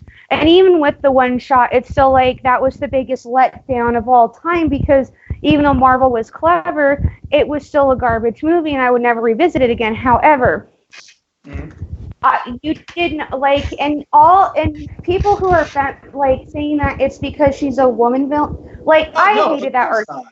I hated that argument. Being like, no, I didn't hear the same bullshit with Wonder Woman, or at least not as much. There's no excuse here for that, but I do agree that her as a person, she could have been male. She could have been the spaghetti monster, the flying spaghetti monster, for all I care. It was the fact that they gave her character development in the weakest way, and that is, we don't know who she is. Being like, yes, she's tormented because she remembers her past and spots, and people, and people are helping or controlling how she remembers bullshit, and nobody will give her fucking concise answers. And it is a frustrating thing for a character who does have amnesia, but I can list you off different movies and TV shows. The Hey Arnold episode with Helga did a fucking better job with that than this movie did. Being like, yeah, just because she has amnesia does not mean you take away her personality. You don't take away, her feelings. And I felt like that the majority of the time, like, it's sad when you think about Vision. Vision's more human than Captain Marvel is. True. And we got emotion for it. For realistically, like, a robot shouldn't have. It doesn't compute emotion. But we've seen movies time and time again showed that robots might have the capacity to feel. But yet here we are. We get this human character who was infected by a astral force and gets these amazing powers and is one of the most strongest characters. And that's where the movie I think was the weakest, was the main hero, the main character was boring. Like, that's why I was more excited for Nick Fury being the opposite of how we normally see him, being like, he was starting off in S.H.I.E.L.D. He wasn't the head of S.H.I.E.L.D. yet. He was an average guy. Like, he didn't believe her at all when she said she's from space. He was just like, what the fuck? And then actually seeing an alien, he was like, what the fuck? We got Nick Fury's personality down, being like, he wasn't always this tough ass. He has a soft spot for animals, and we actually got to see Nick Fury in a different light, and that's what made that movie golden for me. It's just like, we got to see who Nick was before. And yes, how he lost his eye is one of the most comical and dumb ways that you expect Nick Fury to lose his eye. Some may even say anticlimactic. But it was better than Captain Marvel's personality. It totally was. It was just like, they made Hawkeye, who people were afraid that he would be downplayed, and he was downplayed in the first Avengers. Him and Widow were definitely downplayed, but they still, even for the short screen time that they got in the first Avengers, or just being the supportive cast, they gave more personality than she did. Yeah. And she was the main in her movie, while as they were the side characters, and they stayed in their place as side characters should. But when you have to look at a side, or somebody who started off as a side character and being like they have more personality than the main character, and especially like it wasn't like it was her being a supporting character. This was her movie. She was the main person. She was the one you needed to give a damn the most, and I couldn't give two shits less. Like, and it was confusing and frustrating. Like I even thought that they switched her up from the comic books and being like, wait, is the MCU going to make her into the first openly LGBT, main hero? But even they couldn't get that right. And then it took me I had to do a double take when I watched it and being like, okay, I guess they're friends, but yet she was helping her raise her daughter and kind of acts like that she would be in a relationship with them, but she's not. And it was frustrating to the core. And it's like, I hope that they give her way more depth in Endgame, especially like some of the theories have implied that she's going to be the end of Thanos, being like, I don't want a hero who has lack of personality, lack of character development. I don't want them having that big one. And it's not saying that Captain Marvel is a bad hero, and for those two, before you start sharing this and before you start showing your feminist friends that I'm saying some shit, it's to do with her being a woman. If anybody read the comic books, that's why people were excited that she was getting her own movie. That's how much of an impact Captain Marvel was. People loved her. And the fact that she has no personality, no character development in her own movie was the biggest letdown. And like, it's not the worst though. It's not Iron Man 3. It's not the Incredible Hulk or Thor like, they're not bad. It's not a bad movie.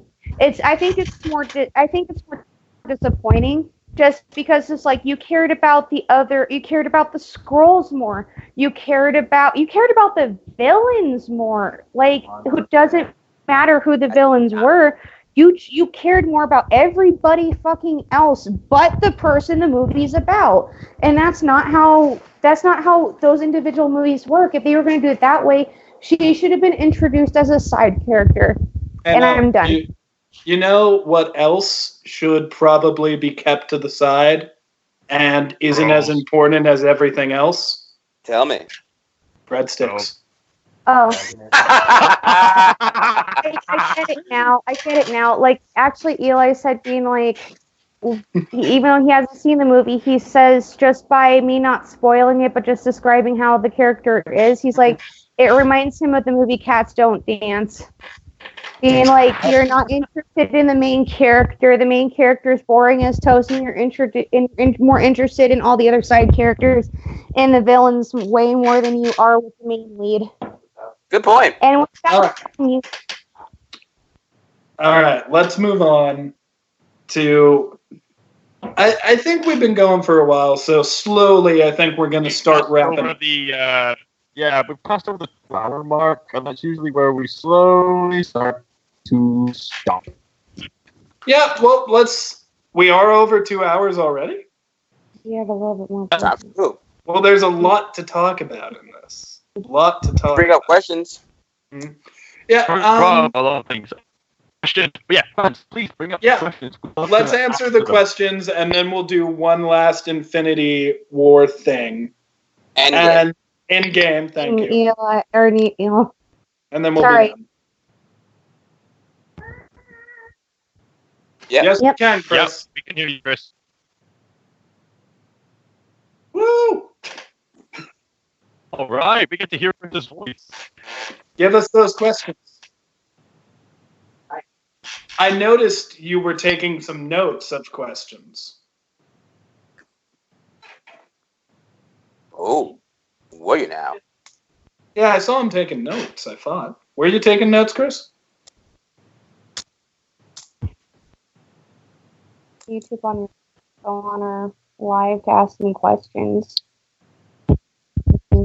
Now, because this is our first live. So go ahead and read them off, Sir Chris. I can fix it. No. No. We actually all met through Stardust, actually. The Stardust app. Yeah, none of us, I believe I talked to Ron at one point about potentially going to New York eventually to meet him, but no, we have not met in real life. We are friends solely because of Stardust, and we're buddies. We all love each other. It's weird because sometimes in the call we will say "bye, love you" and stuff, and I've noticed that.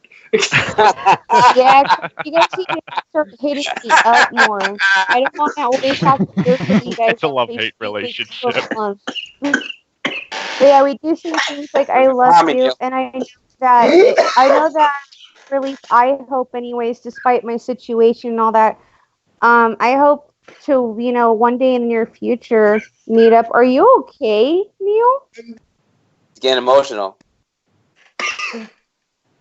You guys made me laugh while I was drinking something. Oh. Shoot. I nearly died.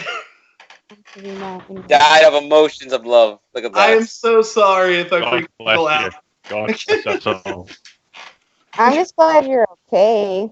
I'm so sorry. I was literally choking. Goodness gracious. God. That's how I die. That's how I die. I die on stream. That's the answer to the first question. No, none of us have met in real life, but we are technically friends in real life. We just haven't met face to face yet. Oh yeah, I know Chris. Oh yeah, there's that. Oh, there's that Chris. thing. I don't know who the fuck you are. You're lying. Met Neil at high school. I don't know who the fuck he is. He's lying. Oh yeah, so my mic was muted. All right, but that's the answer to the question. What's the next one? question. Let's hope this one doesn't kill. The next one was from Zach's audio. Oh yeah, that was the Marvel TV one. Never mind. We answered that one. Kristen earlier asked, "What did you guys think of Shazam?" I haven't yet. I liked it. I really enjoyed it. I hate to be snarky, but I'm really happy that one good Captain Marvel movie came out this year.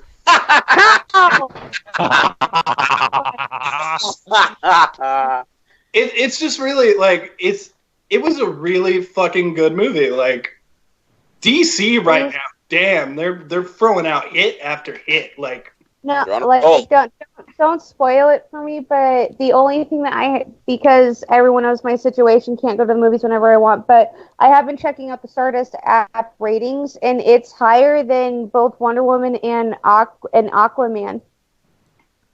On this, at least on Stardust, it's like I think I like Aquaman better. I like Wonder Woman better. But I will say this: Shazam is probably my second favorite. Like, that shouldn't be. Listen, even though I like Aquaman better, Shazam is fucking awesome. Like, it's such a good movie, and the story, it's dark at times, and I like it when it's dark. Yeah, oh yeah, in the deaths. Wow. Leave it spoiler free. Spoiler free. It's a good movie. Tons of laughs. And I am going to give a spoiler. There's a strip club in that movie. Nothing else to say. Watch the movie. Oh, Eli has a question on the side. Okay, what's Eli's question? So he knows it's not related to the Avengers, but he just wants to know our personal opinions anyways. What movie do you think that Disney has done as a live-action remake that they did so poorly that you think that if they give it a second chance and actually redeem it and make it better, what movie would it be? Oh. A poor live-action remake? All of them? Yeah, like they should do another one? Out of any of the live-action remakes that you personally thought was the worst so far that has come out yet, which one would you want Disney to redo and do it right? Several of them that I think they should take up the mantle for. Beauty and the Beast. Ron said Beauty and the Beast. That one was not good for me at all. Horrible. Well, I have fond memories of the Beauty and the Beast one because I actually saw it with that was my first date with somebody, and it was a really nice event. Yeah, tell me that. Well, I'm sorry I take it to that. I'm sorry. That is the very definition of bittersweet. You're on your first date and you're seeing an awful movie. Hey, you know what? Even the most awful movie is best with the right person. Boom. Happy Valentine's Day, everybody. Oh, fuck, it's Easter. Jesus loves you all. Jesus loves you all. Alan, what's yours? So the question was what I thought was the worst live-action remake so Well, far? let me specify. So Eli asked, being like, out of all the live-action Disney movies, if you could take what your opinion was the worst and have Disney pretty much rehash it and give it the justice that it actually deserved, that has already come out. We're not talking about ones that haven't come out yet, ones that are already existing. Which one would it be that you would like Disney to try again and make it better? Okay, so to make a long question short, which live-action Disney movie was bad and I want them to try again? Yes. Yes. Okay. Let me think. I mean, you've already mentioned Beauty and the Beast. I'd say perhaps I would say Maleficent, but no, I think that would be a bit distracting. Maybe. Oh, how about having another go at Alice in Wonderland? Having another go at Alice in Wonderland? That's an interesting. Yeah. Now, personal opinions, all of them, but if I had to pick one, I would actually pick Maleficent for them to do all over, except for actually doing it as an actual Sleeping Beauty. Yeah, that's what I would do. And going by the movie instead of trying to make a character who was bad sympathetic. That was like the stupidest part of that fucking movie. Yeah. The acting from Angelina Jolie was great, and just the concept she had to work with was just kind of stupid. It has to be like action. It has to be like live action. It can't be animated. Okay, Chris. God, I'm still dying. Chris, what's the next question? Another one hasn't come in yet. We gotta wait 15 seconds for the stream to update. Somebody to ask it. Someone has asked the question, it's not Ron's sister, is it? No, it's not. No, it's not. Wait a minute. Oh, okay. They were asking about my first date. They were like, oh, with Ron's sister? That's a callback. I remember that conversation. Oh my god. Oh my goodness. Never kisses and texts. I'll find you, Neil. I'll find you, Neil. Take the first flight to find you. You will kill him. Conversation we had a long time I'll have a long talk with you. It's the date that Wag my finger. Yeah, I like how you were like, I'll find you, and you were like hitting your fist together, and then you were like, we're gonna talk about it. We will discuss whether or not this can happen.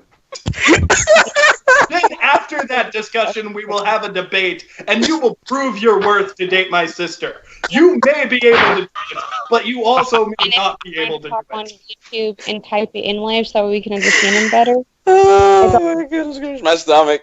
Oh, my stomach hurts. Directly. I think Eli has another question for us too while he's waiting for the stream to refresh. Okay. Yeah, well, I can see it if he types the question into the chat. Yeah, he's trying to get on the live. He's just can't type it for whatever reason, but that's why he's asking verbally.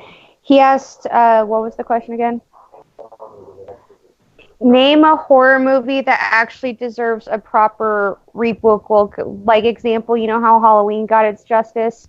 Name like any horror movie that you think deserves like an actual proper reboot or a reboot.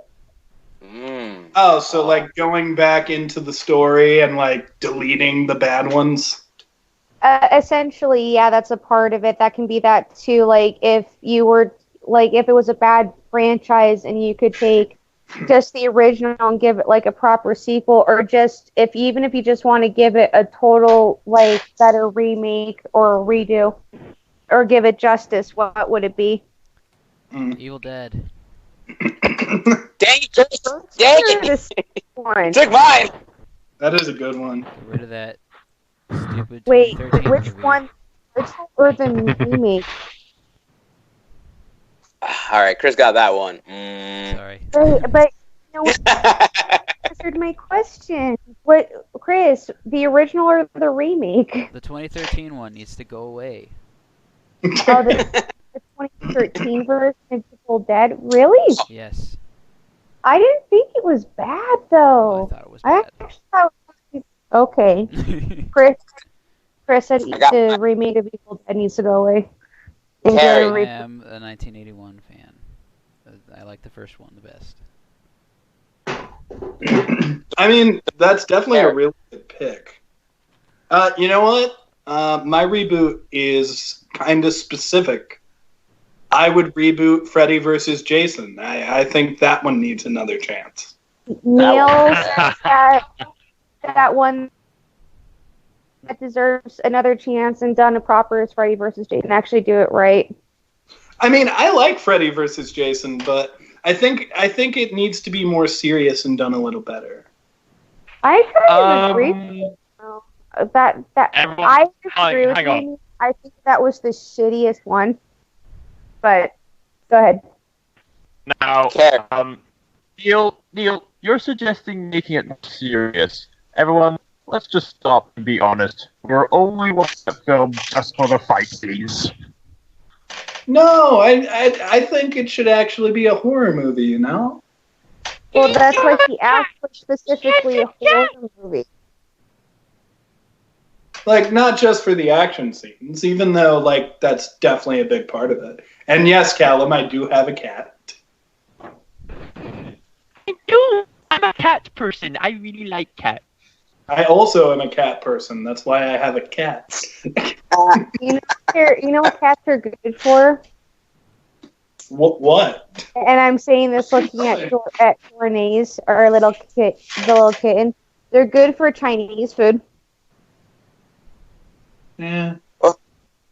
Maybe. Okay, I like how that's my response. Never had a cat that wasn't good. Darn it! Chris. All right, a question we have is, are you going to... Okay, Zach, thanks. So this question is, are you going out of state via airplane to see Endgame with your RPG buddy? The answer is yes, Zach. I am going out of state to go see Endgame with you. You know I bought the ticket already. You're picking me up at the airport, you asshole. What a guy. Kristen, we need more questions. Please. Bring them up. Bring them up.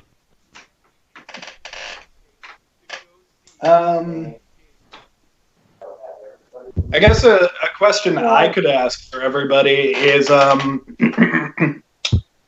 who would... Oh, wait. Okay. Kristen's got one. Go ahead and read it, Chris. If you were all stuck in an island, who would you kill and why? Wait. Oh, man. Wait, are we killing them to eat them? Is it us? I guess it's to kill. Like, I guess it's Just to left kill open to them? interpretation. Is it us in general? Yeah, just Yeah, us on the Reactaholics on the island. Oh, okay. I mean, Thanos already got Neil, so... Oh, Okay, question solved. Well, let's say a reality where I'm alive. Yes. Because we all know I'm coming. I'll let everybody else go first because I actually have to give this some deep thought. How big is this island? Oh my! Big enough. I don't matters. We're stranded on an island, and probably from what they sound like, we're going to end up killing at least one person. I think what Kristen is saying is there's no food on the island. You gotta kill and eat somebody. I got mine. Tastes the best. I got mine. Click on the answer. Okay, look here. I got it. Go ahead, Ron. And when I say it, understand it comes with love. So, sorry, not sorry. Here it comes. Callum. Neil. Yeah. Callum. Look here. You're a good man. You're a good person. You're gonna eat. Just shut up and say you're gonna me, okay? I gotta eat, man. We gotta survive. You the one. And why me? Why me, Ron? Why me? You're the tallest. Because, Callum, I believe that with you, we can last a little bit longer for a couple of days. If we spare it right, we can last a couple of weeks. Are you sure? I'm the fattest. No, I was gonna say. Fat wouldn't be muscle. Most people can't eat the fat. Exactly. That's still yeah, okay. Callum, But Callum is tall. You will not be forgotten. Also tall. I will avenge you. Fat.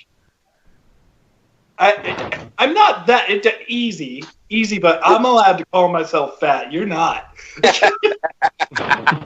I used to be fat. Yeah, Chris is skinny as hell right now. Who would I eat?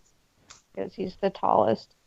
Who do you think is the tastiest, though, Ron? Like, if you had to pick, who's the tastiest? Hey, you know, I may taste bad, okay? I mean, we're gonna find out, according to Ron. You're like beer and golf. He's from Scotland. Wait a minute. No. I didn't think about it. So, Ron, Yes. so now you are changing your answer from Callum, or are you sticking with Callum? And nobody can't persuade. You can't think of who's the tastiest. It's who are you going to kill first and you're going to consume first. I know, he answered Callum, and then a follow-up question, who do you think is the tastiest? Is that... I'm still going.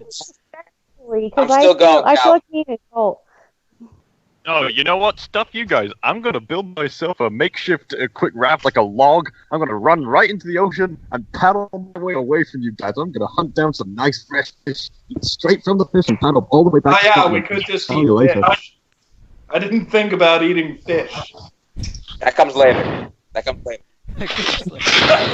later? Okay, so after we kill and eat Callum, then we'll start eating fish. Exactly. See? That's the plan. Ron! Oh, I'm gonna paddle away from you. I'll be in Scotland before you. Or me and my crew will never meet again on the bunny banks. There's three of us, one of you, Callum. We can eat you. We can eat you. Okay, paddle away from you. Remember, I'm stronger than you. I've been to the gym. Stronger You than you. don't Told you. I've been a swimmer. That's why. And that's why. Dude, okay, you have a gun. You cannot catch me. Whoever is choosing, they have a gun, one bullet. You can kill and eat somebody. No, stuff you. I'm grabbing the gun. I'm gonna bail out of there. No, Kristen, and I would not eat John Bailey. Why not? I don't know why, but when I read that question, I thought of a Star Wars style cutting open John Bailey like he was a tauntaun and sleeping inside him for warmth. Why? Because my mind is deluded. No. Okay, I'm so lost. Okay, so Ron picked Callum. Who did the rest of you pick? Because I'm waiting. Who would I eat? I mean, I Neil can't eat because he's Stephanie. my best friend, so let's get him out of the way first.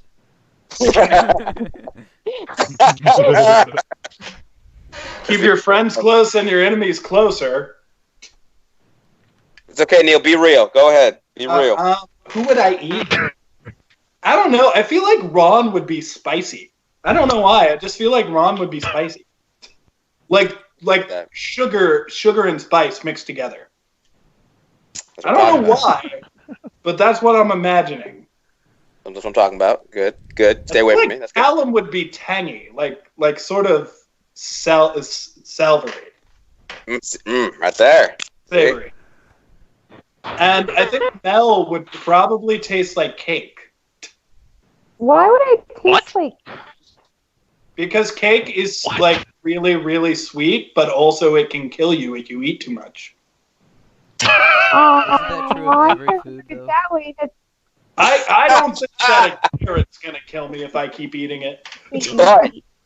Oh wait, no, actually I would kill Mel because I know in the event that she needed to kill all of us for food, she could. I'm not saying she would, but she could. What? Okay, I guess you could eat me. Ron would I gotta eat take you out. I gotta take you out before you take me out.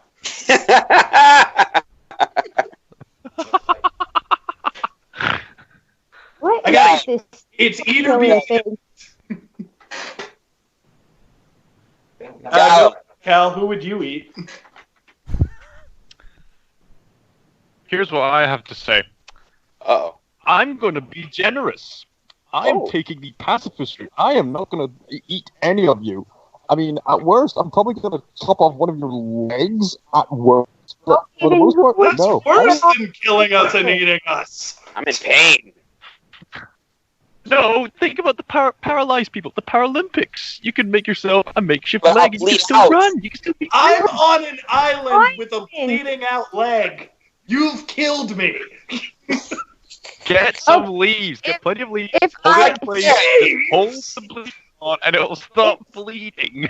If Wilson from Castaway put a gun to your head and told you how to eat one of us, Wilson's a volleyball. He can't hold guns. anything's possible with Wilson. Don't Alan, discriminate You against have to eat volleyball. somebody. You have to eat somebody. Who are you Sound eating? like Alan, be real. So he's pointing a gun at me, right? So Someone knows I'm going to you don't eat someone. go. I will probably go- shoot you if you don't eat someone. Do you have a gun though? Don't I will worry when I about got it. You don't worry about it. Callum, You don't wanna essentially, answer, if you don't have had to. no choice and you had to pick one of us,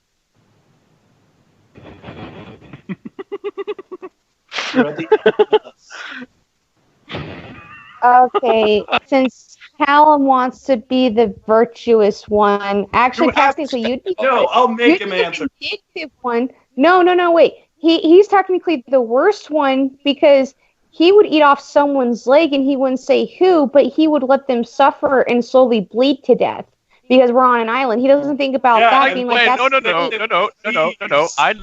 I give them really big leaves. I would give really big leaves the bleeding to save myself. Callum, just Gonna fucking paddle eat away over- somebody. It's a question. You're going Callum. to. I don't want to ask that question. You know what? I'm going to demonstrate how much I conscientiously object to this. I'm going to sail away. Bye-bye. I will fire you. He's sailing away. Callum also gone. There he take goes. the Off. He leaves is to gone. a leg. Mel, it's your turn. Okay, who would I? Callum, no, since Callum didn't pick, Callum eats himself. That's Take- fine. He wants I heard that. Yeah, you didn't pick. You're eating yourself now. Let's Mel, see. be real. It makes sense to kill Callum because he is the strongest and the tallest. But then Or it also There it Supposedly, even though we haven't met in person, and if we were actually in person, I could actually test his strength out. So he's just saying he's strong, but I know he's the biggest. But any one of you guys could be strong, and I couldn't know it. So this is kind of a tough predicament. Neil would have mostly fat on him, which wouldn't leave me much. Same with John. And this is not saying that you guys are like I think everyone's beautiful, but this is just on a survivalist instinct. Ron may be my maybe closer to a choice because he has plenty of muscle, but he also too is short, so it wouldn't last me long. You Good see, job. I'm actually thinking like a cannibal here. Like, Box. Good job. Good job. but then again, if Stephanie was in the mix, No. I would kill her because here's why. I would kill her and eat her because if we're on this island, you need at least one female, whether it is I'm living or not, or I'm willing or not, to be able to possibly reproduce. We So don't I need got off the All option. right, okay, let's move on to the next question. Wait, before we this don't need gets to too reproduce. far. We just need to eat. That isn't a concern. We don't need to reproduce. It's So not that way the I don't get apocalypse. It's so that way I don't get eaten because I know how straight men think. And if there's two of us, that's more of a chance for me to die. You So kill it's Stephanie strategic. right in front of me. That's more of a reason to eat you because you just killed Stephanie. And then you guys have to turn gay. So it's a win-win for me. I mean, I've already proposed to Ron, so you know. I'm fine with that, but if he gets on my nerves, he hears my next food. Okay. Callum Next has question. Disappeared from the. Yeah, Callum left. He's gone. He sailed away. He's gone. He's not here anymore. He completely sailed away. Yeah, bye, Next question, Callum. also by Kristen. What song best represents all of you? Oh, Like, all of Okay. us- Here's the thing. I want to add some of this. Oh, Zach. had one Instead of answering for yourself, answer for each other, and then answer for yourself. So, Mel, what song do you think would be Ron's song or my song and Ron and me and Mel's? Callum went to go get milk. He went to go get milk. So you decided to sail away for milk. Okay. I prefer. He left. He had to Um, get some milk. If I were to pick a song, but that means I have to be honest. I don't want to do that. You could I don't want answer to it. be honest. I don't understand me. Oh, this is hard. Callum, the song I would pick for him, since he's not here, he's getting a glass of milk. He would actually be the song that I would describe him would be the Nyan Nyan song with the cat. The nice. wow. That's pretty good. I was gonna say, what does the fox say for Callum? That's actually yeah. I would say those two both fit. For Ron,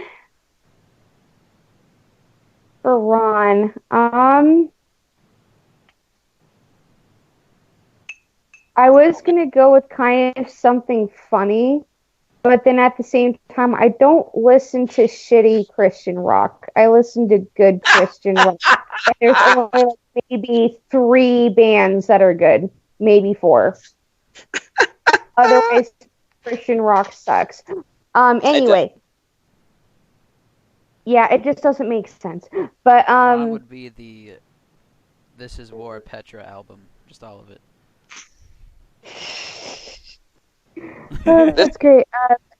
If I were, just because of how nice and wholesome he would be the DMX song "Y'all Gonna Make Me Lose My Mind" up there.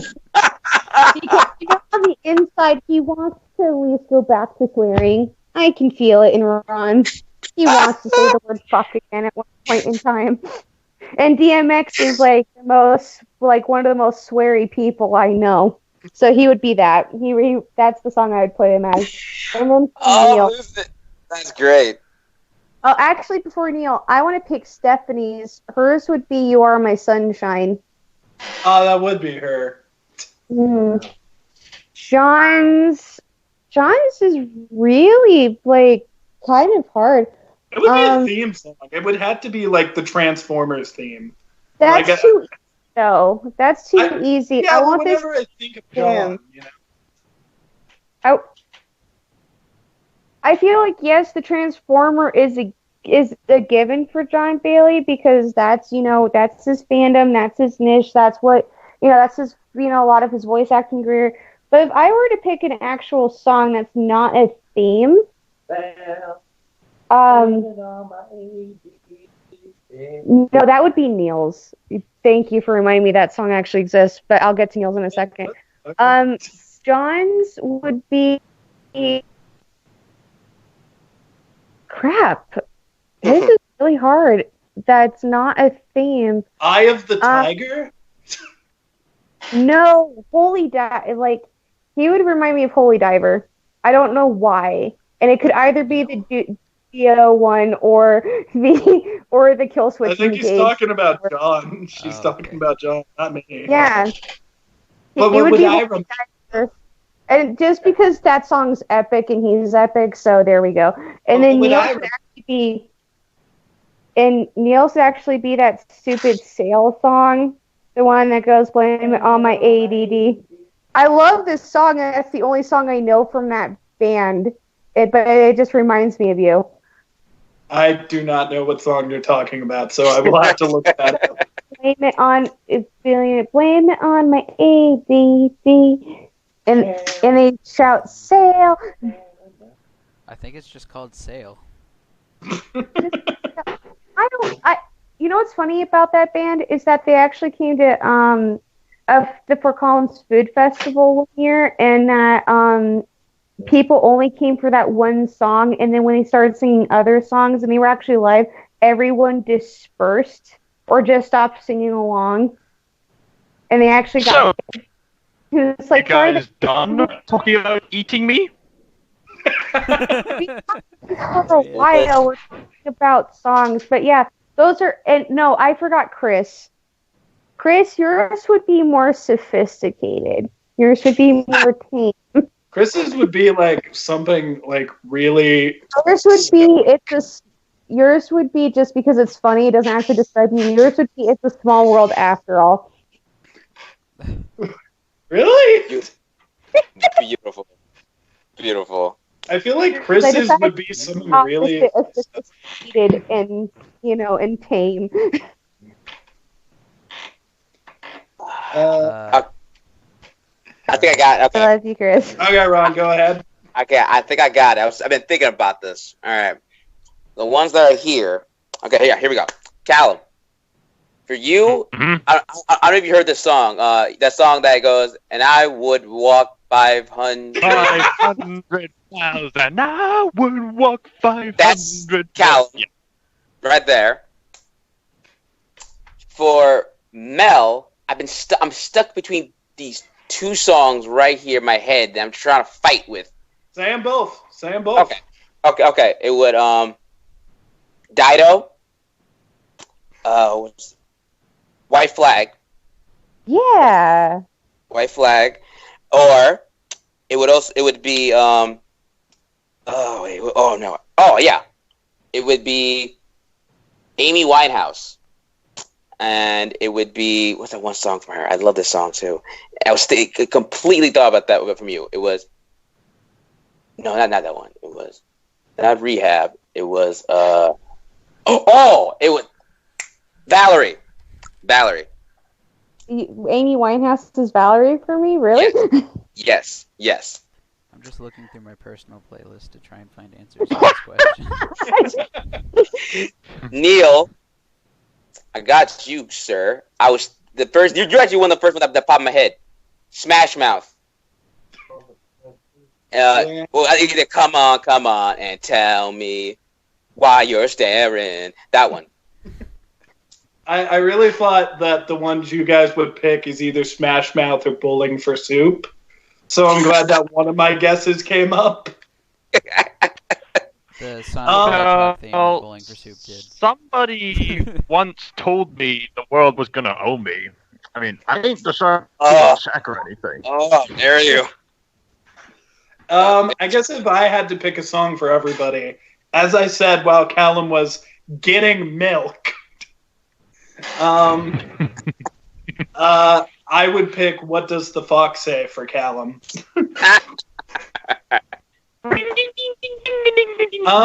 Ron, just because it's a very chill song, I said chong. Chill chong. A chilled song that's kind of undertoned, but it's still kind of cool and just, it's a good song. I would pick "You Spin Me Right Round." Baby, right round like a record, baby, right round, round. The NSP cover of "You Spin Me Round." Yeah. I mean, I do like Ninja Sex Party. Okay, for Mel, I gotta give the honest answer. I immediately thought of that one song that just goes like, X's and the O-O-O's, they haunt me like a ghost. I don't know why. I think it's just because I think you, with your voice, you would sound good singing that. I don't sing. Yes. And I guess if I had to pick one for myself, I guess it would be Fireflies by Owl City. Hey. You picked the one of the most obnoxious songs for yourself, Fireflies. I fucking love Fireflies. I love Owl City. Why people like Owl City? I just think they're garbage. I love Fireflies. I fucking love that. Or him. For some reason, I think it's one guy, Paul Young. Okay, let's take 2 more questions.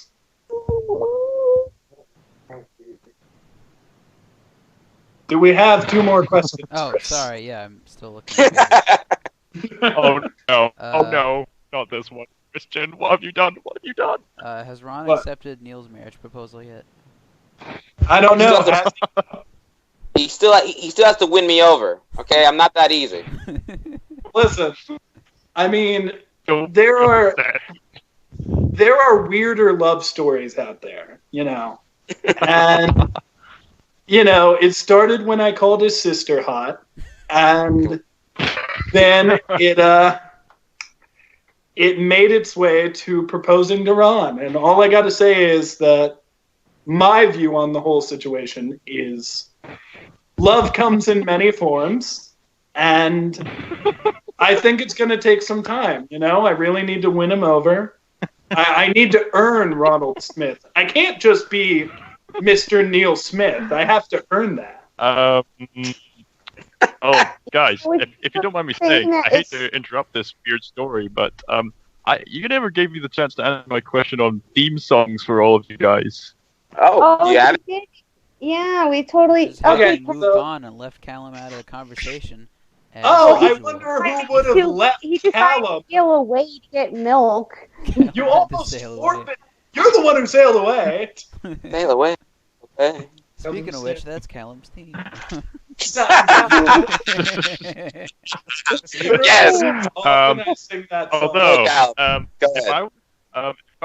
If I were to pick a theme for myself, I would pick. This is a song that none of you would have heard of, but I'd probably pick "Windy Windy" by the Waterboys. The Waterboys is a Scottish rock band. I love them.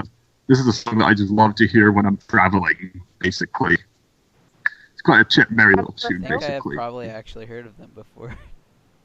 If you should have let me know, wherever you go, yes. How's the travel? Yes, I've heard that. On the road. Are these guys you play in your car? Yeah. Oh my god, my worlds have like collided. Chris plays those tunes in his car. World. All right, Cal, keep going. What songs would you give us? Get me.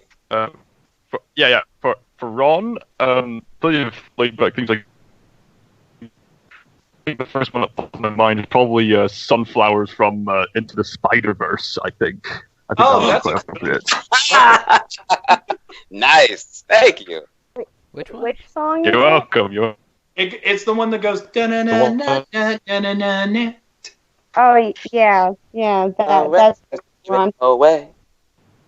We'll get to Zach's question, everybody in the comments who was asking. But go on, Callum.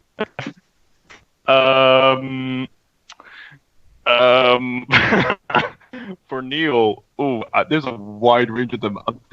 I'm trying to think of all the mad party ones I could possibly think of. Have a good one for Neil. How about okay.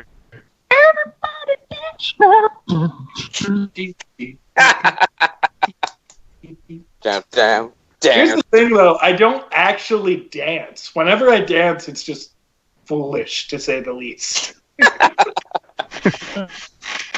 I'm really surprised nobody picked Gangnam Style for me. I'm super surprised. Made sure not to pick that one.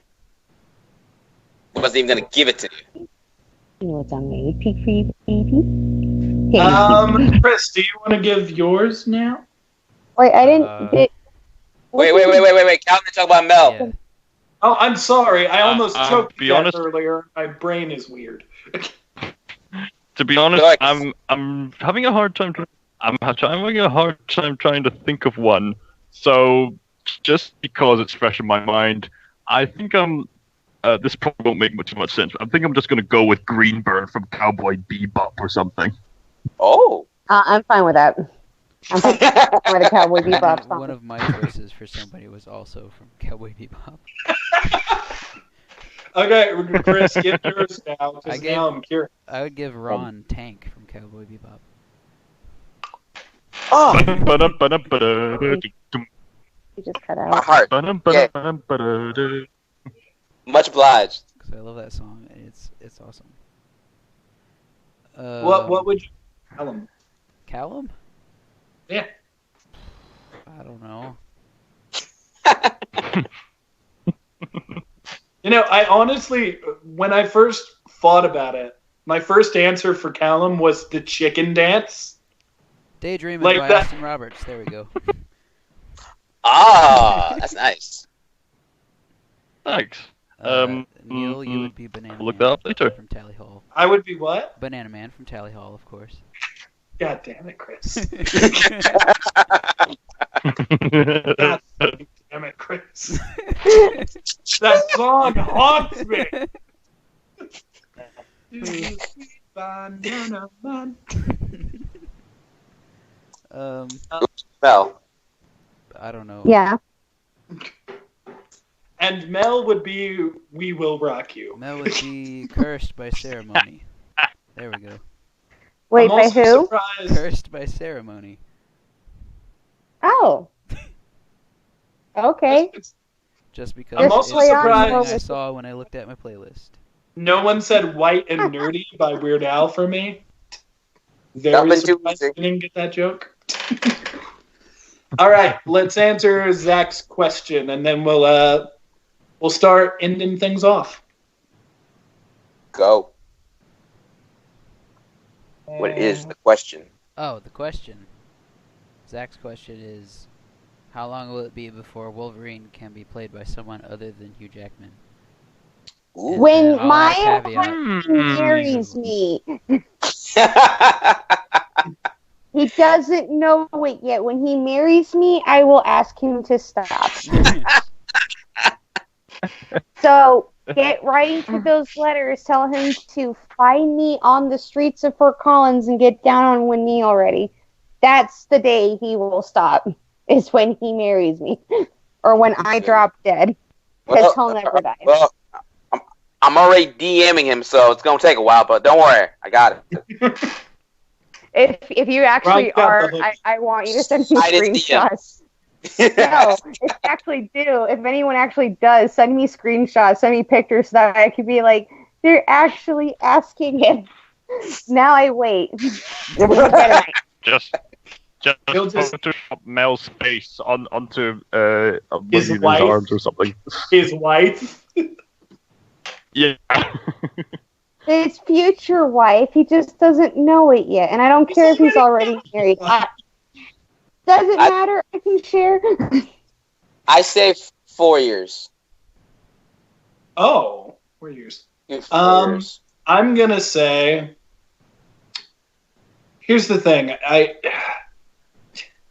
When you have castings like this, you know, he's been the only live-action Wolverine, so it's really weird to imagine someone else being Wolverine. But I think it's going to be soon. You know, this Marvel thing is happening. I think it's either going to be they'll somehow convince Hugh Jackman to come back, or they're just going to have to replace him. So I'm going to say ASAP.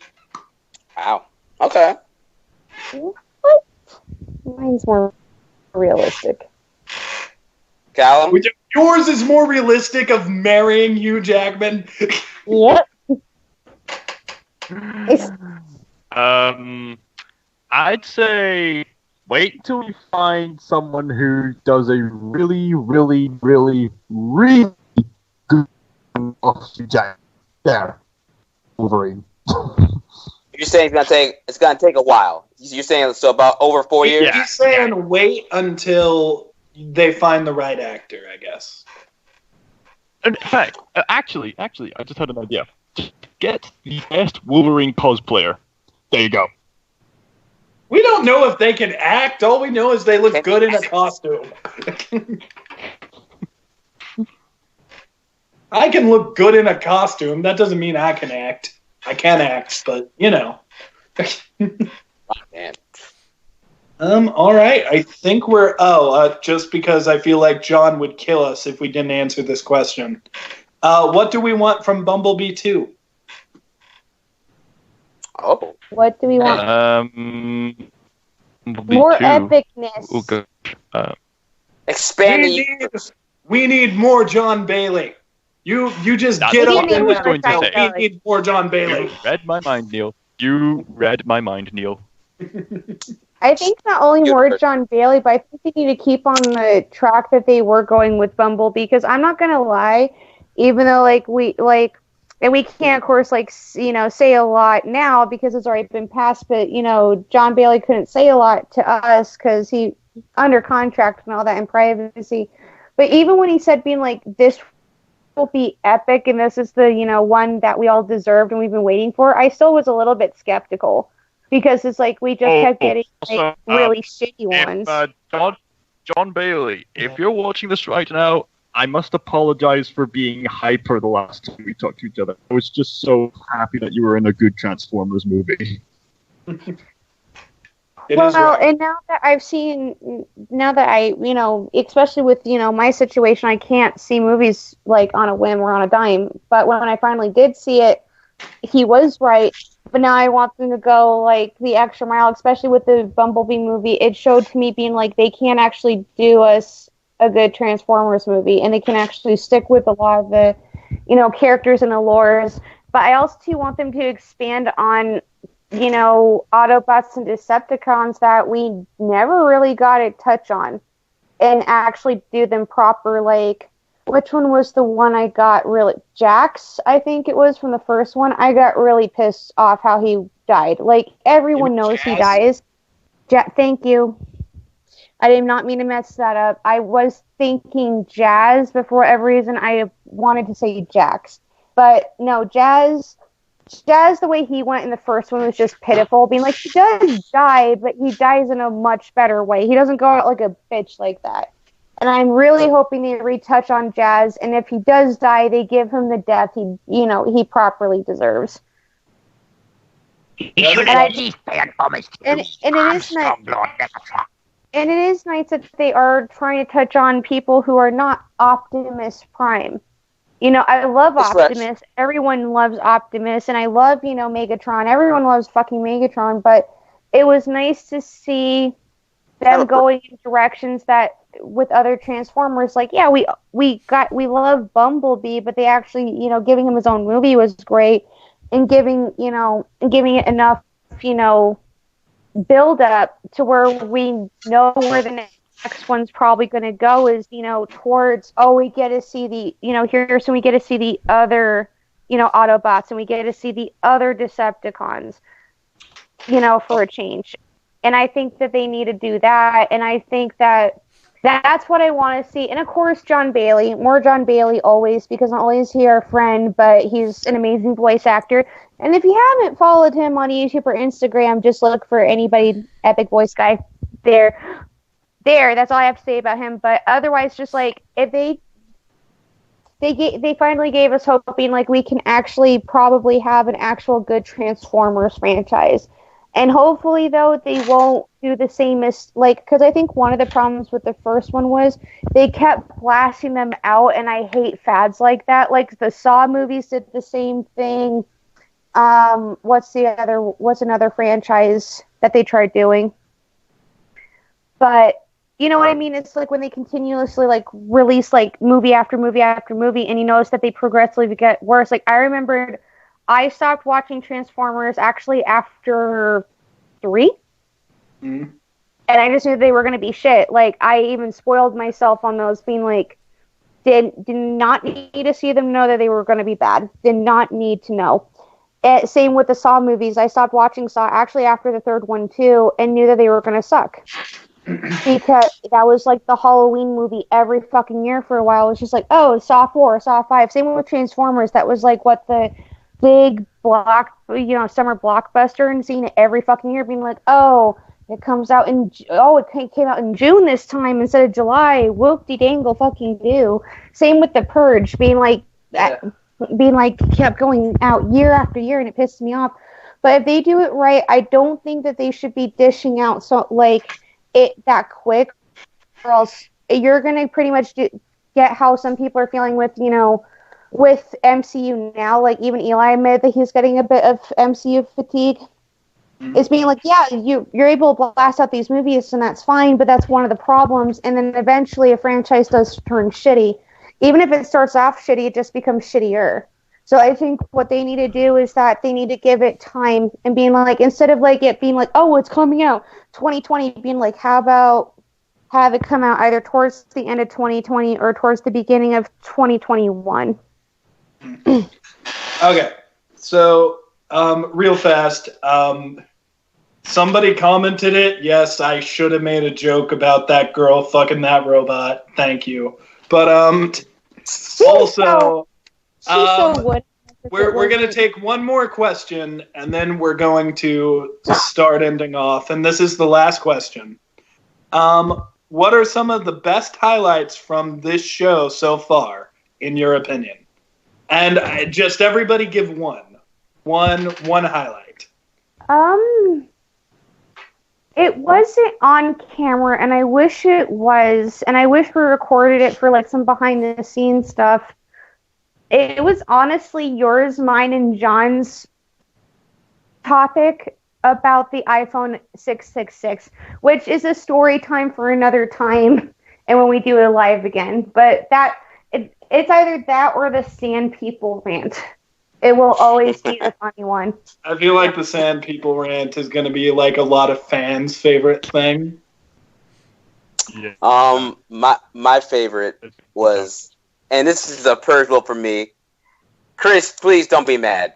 Don't be upset when I say this. Oh no. When we all had each other on here, it was great. It was fun.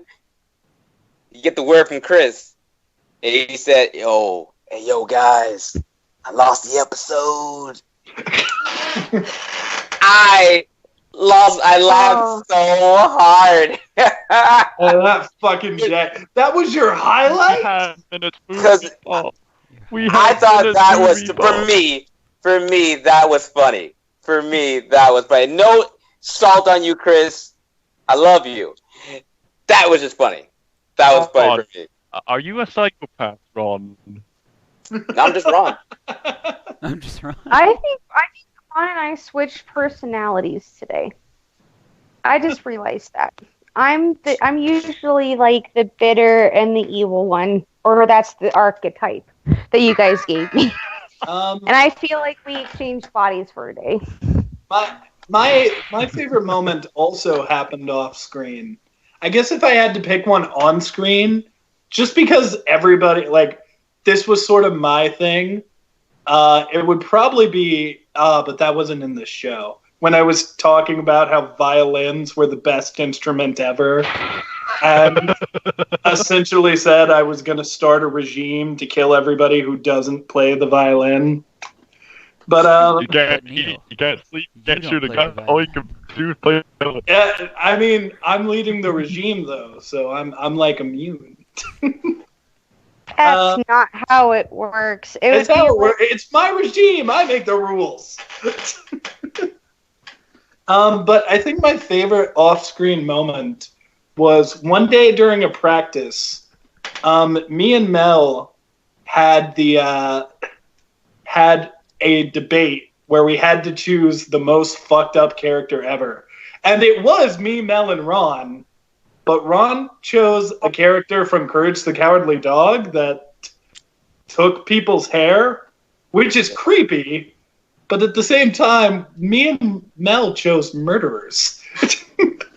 So it was Professor Pig versus Carnage, and we were just arguing our little hearts out. And Ron picked me, and it was like a really highlight of like just doing the show. It was like, yes, I did it! I argued and I won! Yay! And it was just such a cool moment. I will say, even though I have not seen Gotham, I am familiar with Dr. Pig, but I still call bullshit. Professor Pig, he's in Gotham too, but he's fucked up in everything he's done. Cal, if I Cal, could pick like one real quick, I would say. Hold on, I'm just saying this real quick. Oh, sorry. Go ahead. Go ahead, Mel. One more. When we had, it wasn't recorded, and I wish we did it, but how I eliminated you all with the best Disney princess. I fucking hated that one. Princess Olanway. Because none of you could fucking come up with great. But then later, we did the Disney sidekick thing, and I beat everybody with the Firefly from Princess and the Frog. It's still stupid. Tragic. Cal, go ahead. Jasper? I don't know.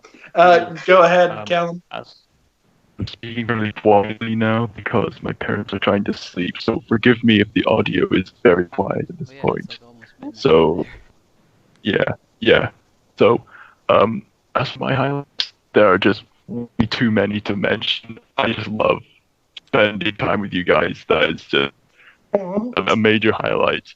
However, I suppose if I were to pick one that cracked me up, again, this was not an official Reactaholics episode. This was the same episode as the violin Hitler joke. It was a moment when me and Neil was mentioning, actually, Mel, for those of you confused, why don't you go over to the Dr. Knealetapus channel and maybe subscribe to the channel, watch a video or two. And I said, maybe subscribe to his channel, yeah. And then I just cracked out when Mel said, "Gosh, you two guys are like a bunch of cheap prostitutes." We're whoring ourselves out. Love that. All around. I like how... Wait, hold on. I want to break that down. Callum just said his highlight of the show was the time we got called prostitutes. Yeah. Well, there you go. Speaking of prostitutes and shameless plugs, I think since I know Callum will probably be the one that gets off the quickest, since I know the rest of us agree that we'll have time to talk about actually planning next time's episode. But I think we should wrap it up to the end, though. So shameless plugs. Well, here's the thing. Go ahead and plug yourself, but as you plug yourself, try to describe how excited you are for Endgame. Let's start with Ron. All right. Y'all will find me at @just_Ron10 on Twitter and Ron_Smith10 on Instagram. I am over to the moon excited. Y'all have no idea. I'm going to lose my mind. This movie will destroy me by end on end, and then I'm just going to sleep happy. That's it, all right? This is over 11 years we waited for this. It's coming down to this moment. Y'all made it. Please, don't spoil nothing. Be kind to people. I can't wait. You wait. Ron, not all of us made it. Some of us are dust. Which avenge the fault. Go. I'm fucking dust. Then you shouldn't feel anything. I feel rage. Callum, go ahead and say who you are and how excited you are. I am Scotswizard. You can find me on YouTube where I do voice impressions, animations, all kinds of good jazz. I am also Callum. God bless you all. Have a fine Easter. I am so hyped up for Infinity War. But as for other Marvel films after that, Endgame. I'm not quite so sure. But Endgame, definitely. Moving on. Mel, go ahead and do your stuff. All right. You can find me pretty much if you type in Imperfect Vanity, it will be Imperfect Vanity or just that on Stardust. You can find me at imperfect_vanity on Instagram. You can also find me by my name on Facebook if you care for that sort of thing. Not my personal, because if I have to get one more asshole who asks me if I want to see their pretzel, I'm just going to call it pretzel because it's probably deformed, and for the kids. God help me. I'll tell you outside, if I have to get another private message, I will go on a murder spree. But anyway, but you can find me anywhere that says Imperfect Vanity _ or not, but they're space. And I am excited for Endgame, but I'm more excited with how they're going to execute it more so than the movie itself. But I'm still hyped. I think everybody's hyped. You did there. Yep. But yeah, and also too, I'm pretty sure we'll plug in the people who cannot be in this episode. We'll plug in their information in the description. Hi, John. Hi, Steph. We love you. Go ahead, Neil. I'm Dr. Knealetapus. You can find me on this channel. I stream games occasionally. I also do videos occasionally. I'm trying to think of a simile for how hyped I am for Endgame. It's sort of like a bittersweetness. I guess it's like, if you're a little kid, have you ever read a bedtime story, but it's like a series of books? So you read every single book, and eventually you get to the last book, and you're trying to stay awake, but you feel like you're going to fall asleep, and you're just so interested in the story to the point where it's almost like, I'm so excited for the movie, I'm almost not excited for the movie. Because I don't want to, well, hear me out. I don't want to overhype it and ruin it for myself. But that being said, I can't remember the last time I was more excited to see a movie. Say Excelsior. There, done. Let's go. Well, see you, everybody. Bye, guys, and we'll check you out. We're in the end game now. Yep. Happy Easter. Happy Easter. Oh, yeah, it's Easter. Oh, yeah, that Easter stuff. I can't believe I am the agnostic one.